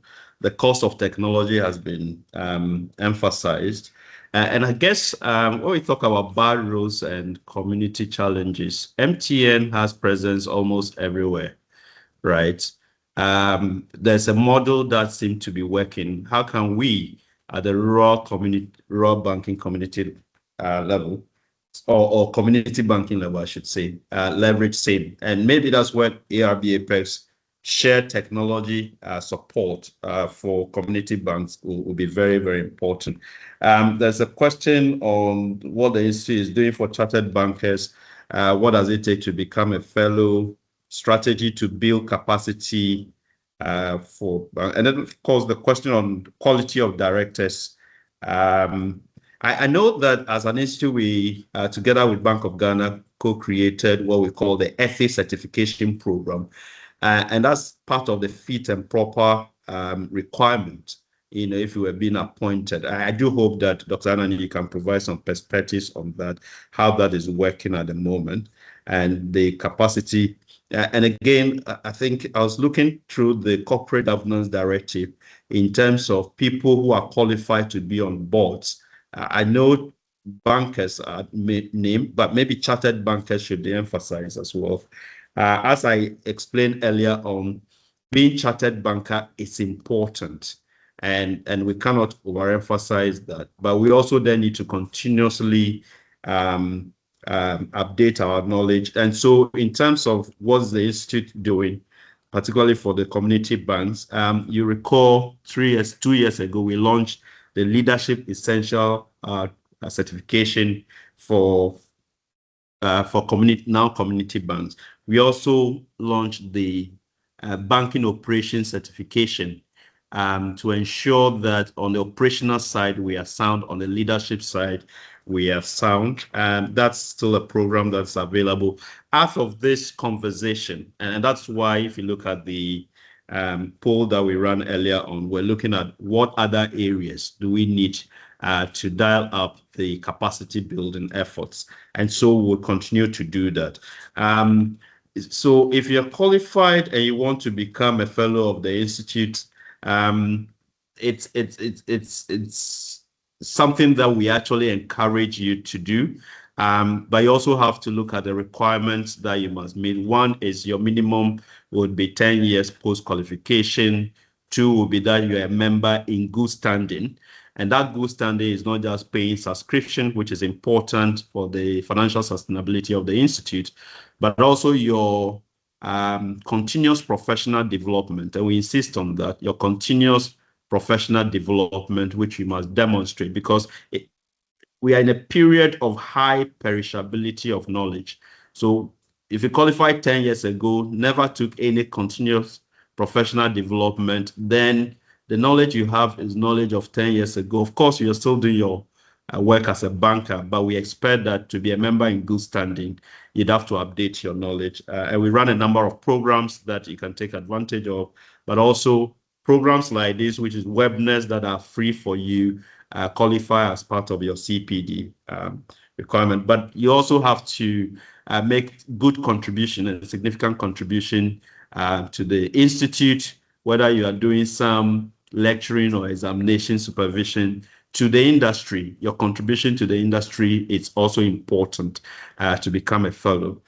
Those are, direct responses to the comments around what we are doing for chartered bankers. But I also said earlier on, it will be important as we are working together with Bank of Ghana to ensure that over the next 5 years, by 2030, chartered bankers hold key roles in banks, because we will not accept it in the law court if someone is sitting as a judge or as a lawyer in a court if the person is not properly so trained or certified. And so that's a direction of travel. And we do hope that chartered bankers can seize the moment, be relevant when we give the opportunities, so that we can demonstrate value. And the qualification is the basic minimum that we must possess in that kind of conversation. I would pause, maybe just read some of the other comments, and then we'll get the closing comments of our panelists. What will be the scope? And this is from Berima. What will be the scope of technological improvements in the reforms proposed? Will they include both significant improvements to core banking software and customer-facing technologies, i.e. apps and USSDs? These improvements will be critical in improving financial inclusion and making incursions into serving the youth who are discouraged by the customer-facing technologies. Okay. ARB was behind Apex Bank. Now that all the other institutions are being moved under Apex Bank, what will the nature of the participation of all these other categories in Apex Bank be? I hope the question is clear. The ARB was behind Apex Bank. Now that all the other institutions are being moved under the Apex Bank, what will be the nature of their participation, I suppose? Then the question from, or comment from Bethel Poku, what metrics, and I think this is important as well, what metrics will be used to measure if this reset for resilience is working in the coming years? So what will be the measure of success, the indicators of success? If we were to do back from the future thinking 5 years from now, post these reforms, what will success look like? I hope Dr. Anani, Curtis, and maybe the board chair can respond to that. What metrics will be used? Okay. Then I go to Ken. Credit unions, governance, and operations fall under cooperatives law and the Credit Unions Association of Ghana. How will this fit into the reforms under Apex Bank? Then I see Aaron. In Nigeria, CIB, which is the central, CIB and Chartered Institute of Bankers Nigeria, has specialized certification as Chartered Microfinance Banker.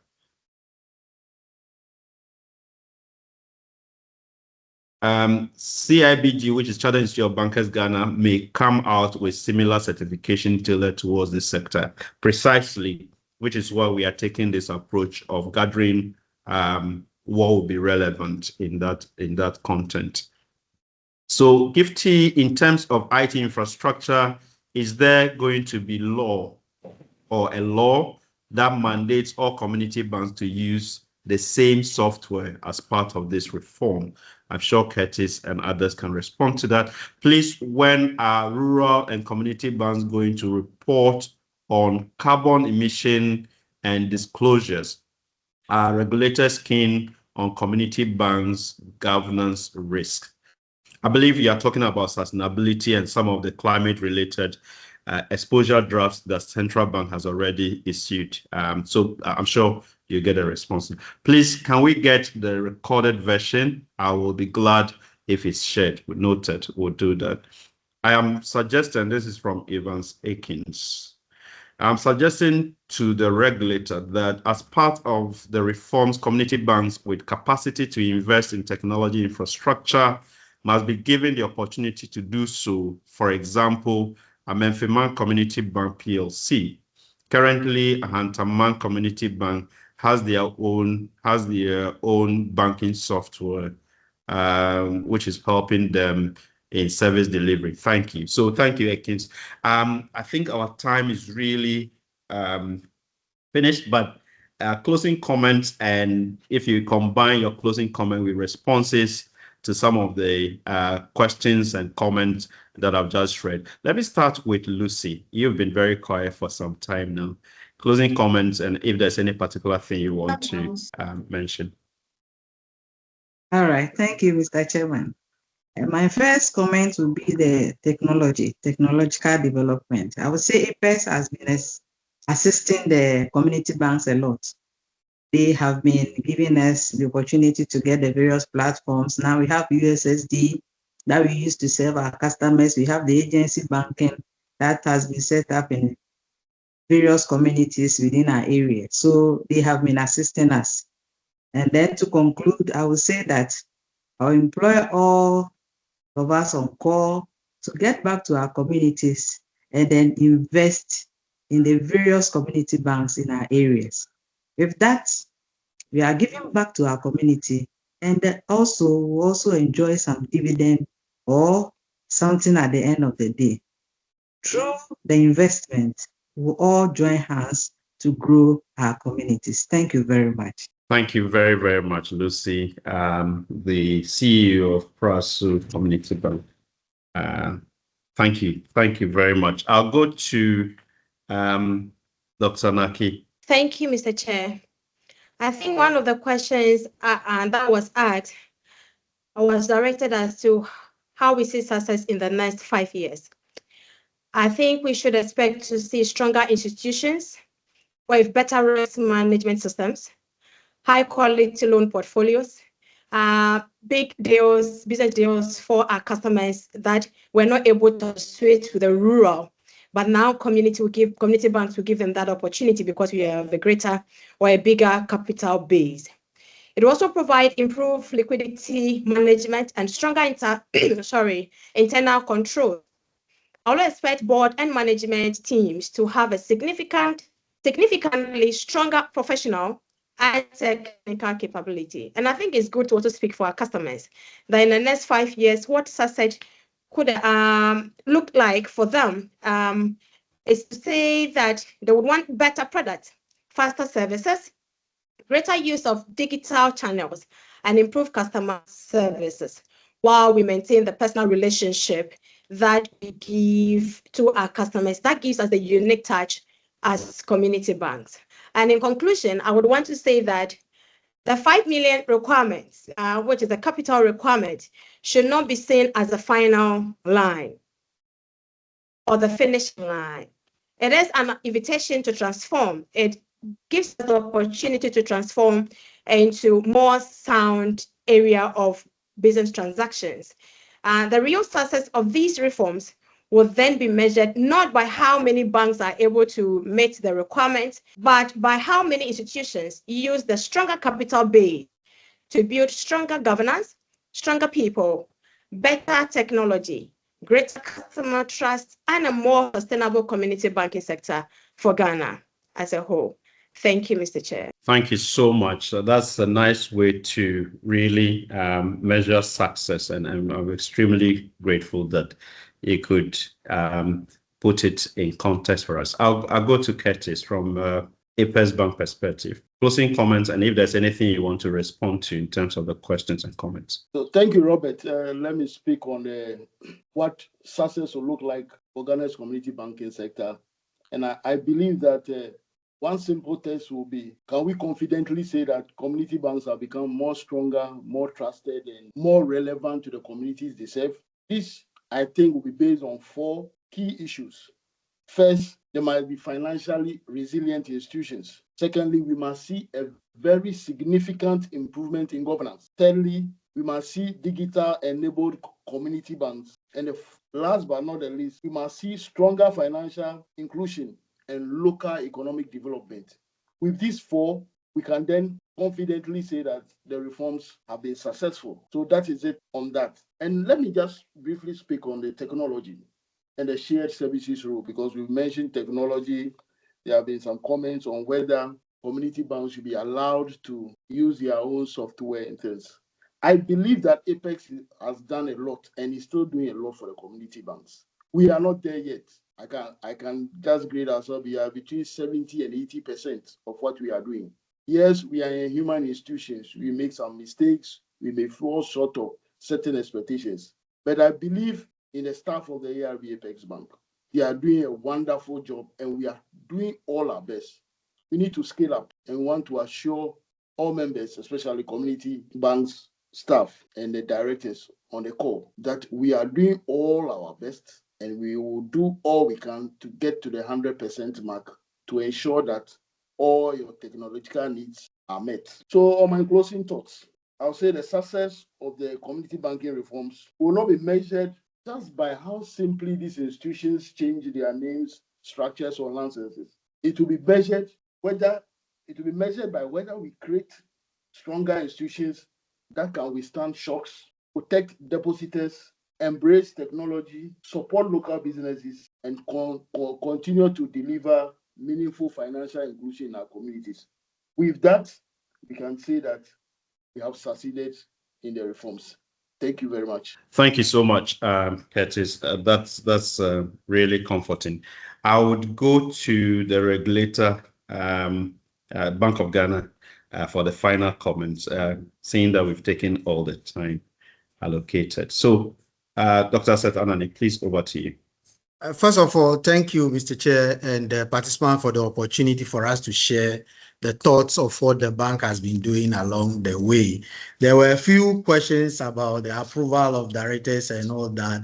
I guess we have addressed them in the presentation. However, let me indicate that approval for directors is actually based on certain criteria, and we most importantly, apart from the enhanced due diligence, we do what we call collective suitability. So if all of them, for instance, have only chartered banking qualification, and that is the only profession they have, and they all work in a bank, a biggest bank, for instance, as one expert in one area, they would not automatically qualify. So there are different criteria in terms of what we expect to see on the board in terms of collective suitability.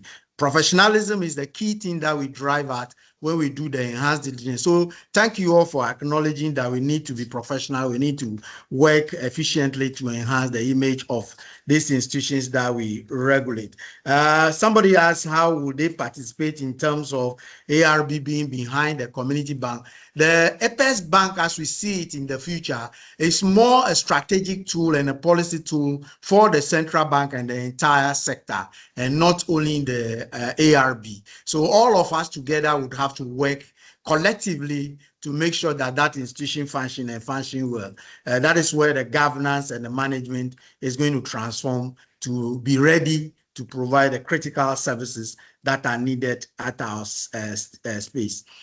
Community bank that may not be able to meet the capital, these are the early stages yet. I emphasize that the focus is not only on capital. The most important thing we want in our communities is a service. So if an institution is too small in terms of ability to absorb the risks and the capacity of changes that are happening rapidly in the environment, there's opportunity for them to merge. There's opportunity for them to be nurtured by Apex Bank and the regulator. And so if you look at the roadmap, we have what we call the regulatory actions that may happen along the way to make sure that everybody move appropriately. In terms of support for community banks to embrace technology, I guess it's a good call. In doing the restructuring and reorganization of Apex Bank, that is in mind to support the process along the way. Mr. Chair, if I should talk about the what we will want to measure as a success of this whole reform, if participants refer back to our slides later on slide 939, we mentioned that we should all collectively use the rebranding and the new capitalization to reform the institution into a core local bank that we will all be happy that we will move to as an institution that we want to deal with, not only people in the rural communities. When the governor spoke and mentioned that in the future we should not be surprised seeing an East Legon community bank and another community bank, he said more especially East Airport Community Bank. What he's trying to say is that we will not be surprised to see community bank owning and controlling a high nature part of our community, our banking space, and can be an institution that we will all be proud that we have a bank that serves us efficiently and effectively comparable to any international standard bank. And that is what we expect as one of the sources of the reform going forward. We are also able to promote credit. In fact, Mr. Chair, if you recall how I mentioned the staggering gap of the credit to GDP compared to even our neighbors, Kenya. One of the things we want to see is that our community have affordable credit to expand business opportunities within the community, which will inure to the benefit of everybody within the community. We're also looking at turning the economically viable, vulnerable people into small capitalists within the community. And like mentioned by everybody, every speaker in the platform, we want to see institutions that are embracing modern technology, doing affordable service and efficient services with strong governance and sound regulation from the regulators' perspective.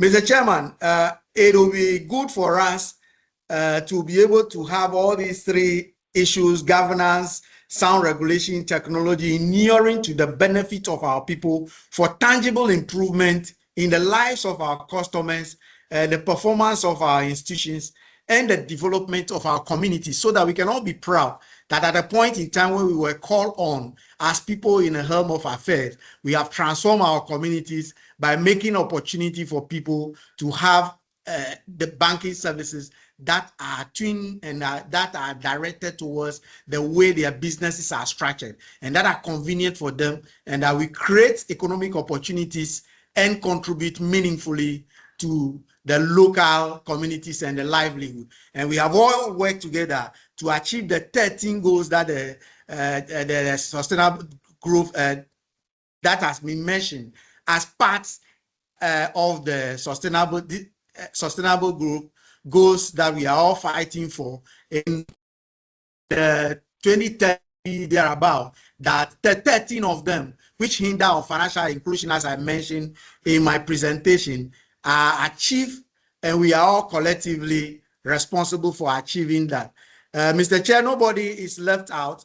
Let's all of us work together in ensuring that this reform is successful. We have been doing our part, working with the institutions, the Apex Bank, and other bodies. And like you have come on board, we'll work with you if there are need to create a special programs that will touch on the need for people to improve their businesses. The bank is always ready. The governor operates an open door system, and he's always ready for comments and suggestions that will improve the banking sector.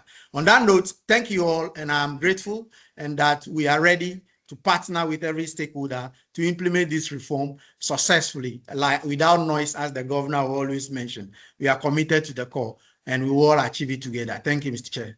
Excellent. Thank you very, very much. And that's Dr. Seth Kwame Anani, Chief Manager, other Financial Institution Supervision Department at the Bank of Ghana. Thank you very much for your submissions and the earlier presentation as well. And to Lucy Opoku Arthur, CEO of Kwewu Praso Community Bank, a chartered banker as well. We are extremely grateful for your participation and your perspective, insightful perspective. Curtis Branso, chartered banker, acting managing director of Apex Bank. Thank you very much. And to Dr. Naki Kumison. I hope I got a name. Please help me. What's the right pronunciation of your name? It's Kumison. Kumison. Okay. Yes, Dr. please. Naki Kumison, board chairperson at Upper Manya Klo Community Bank. We are extremely grateful, and thank you to all our participants, all the contributions that you've made, the suggestions that can help us move forward and make this whole reform program successful. And definitely when we are successful, benefit not just our communities, but also our country as a whole. As an institute, we are committed to programs like this to bring awareness, but also understanding. And that forms part of the Chartered Institute of Bankers Ghana mandate, which is to promote the study of banking, but also regulate the practice of the banking profession. We'd like to encourage chartered bankers on this webinar and others who may not be chartered bankers, that as part of our Bankers Week activities, we take financial literacy to secondary schools. So if you identify a secondary school in your community, we are happy to partner with you, give you the content so that we can run a trainer session for you first, and then we can go to secondary schools and teach, because we have a responsibility to educate the next generation of bankers. And sadly, when we go to some of those secondary schools, we hear things like our younger brothers and sisters betting with their school fees, and they believe that betting is an investment. Someone has responsibility to educate, and that's us at the Institute, but we're also calling on all chartered bankers and professionals to take this mandate up.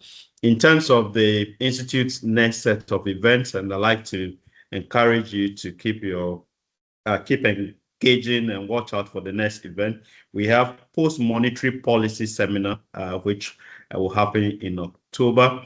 But even before then, before the end of this month, I believe it's on the 26th or so of this month, we have the digital assets webinar, which is a free webinar. It will be important to get a sense of how crypto is moving, but also all the AI conversations that we didn't have today, which will be crucially important. So again, I encourage you to take active participation in that. We are delighted as an institute to mention that we've won the hosting right for Ghana to host the next World Conference of Banking Institutes, which will be in 2028, right here in Africa, specifically in Ghana. We call on all stakeholders to participate as we bring the world to Ghana in terms of banking. We also have the Bankers Week for 2026, and we have the conference, which is 2026 Bankers Week conference, which will take place, National Banking and Ethics Conference, we call it, will take place on the 9th and the 10th of November. I mentioned the post-monetary policy seminar, which will happen in October. Please watch out. We'll share the dates across our social media platforms, but also members will benefit from that. And for chartered bankers, please, this form part of the continuing professional development that we expect all chartered bankers to continue to avail themselves to. On that note, on behalf of the Governing Council of Chartered Institute of Bankers Ghana, the President, we are extremely grateful for your time this morning, for your contributions and perspectives. We did this as part of our thought leadership agenda, part of our mandate to educate, to inform, and certainly to continue to ensure that our country, the economy continues to grow. And if it's going to grow, then community banks have a role to play. The banking sector has a significant role to play. On that note, thank you.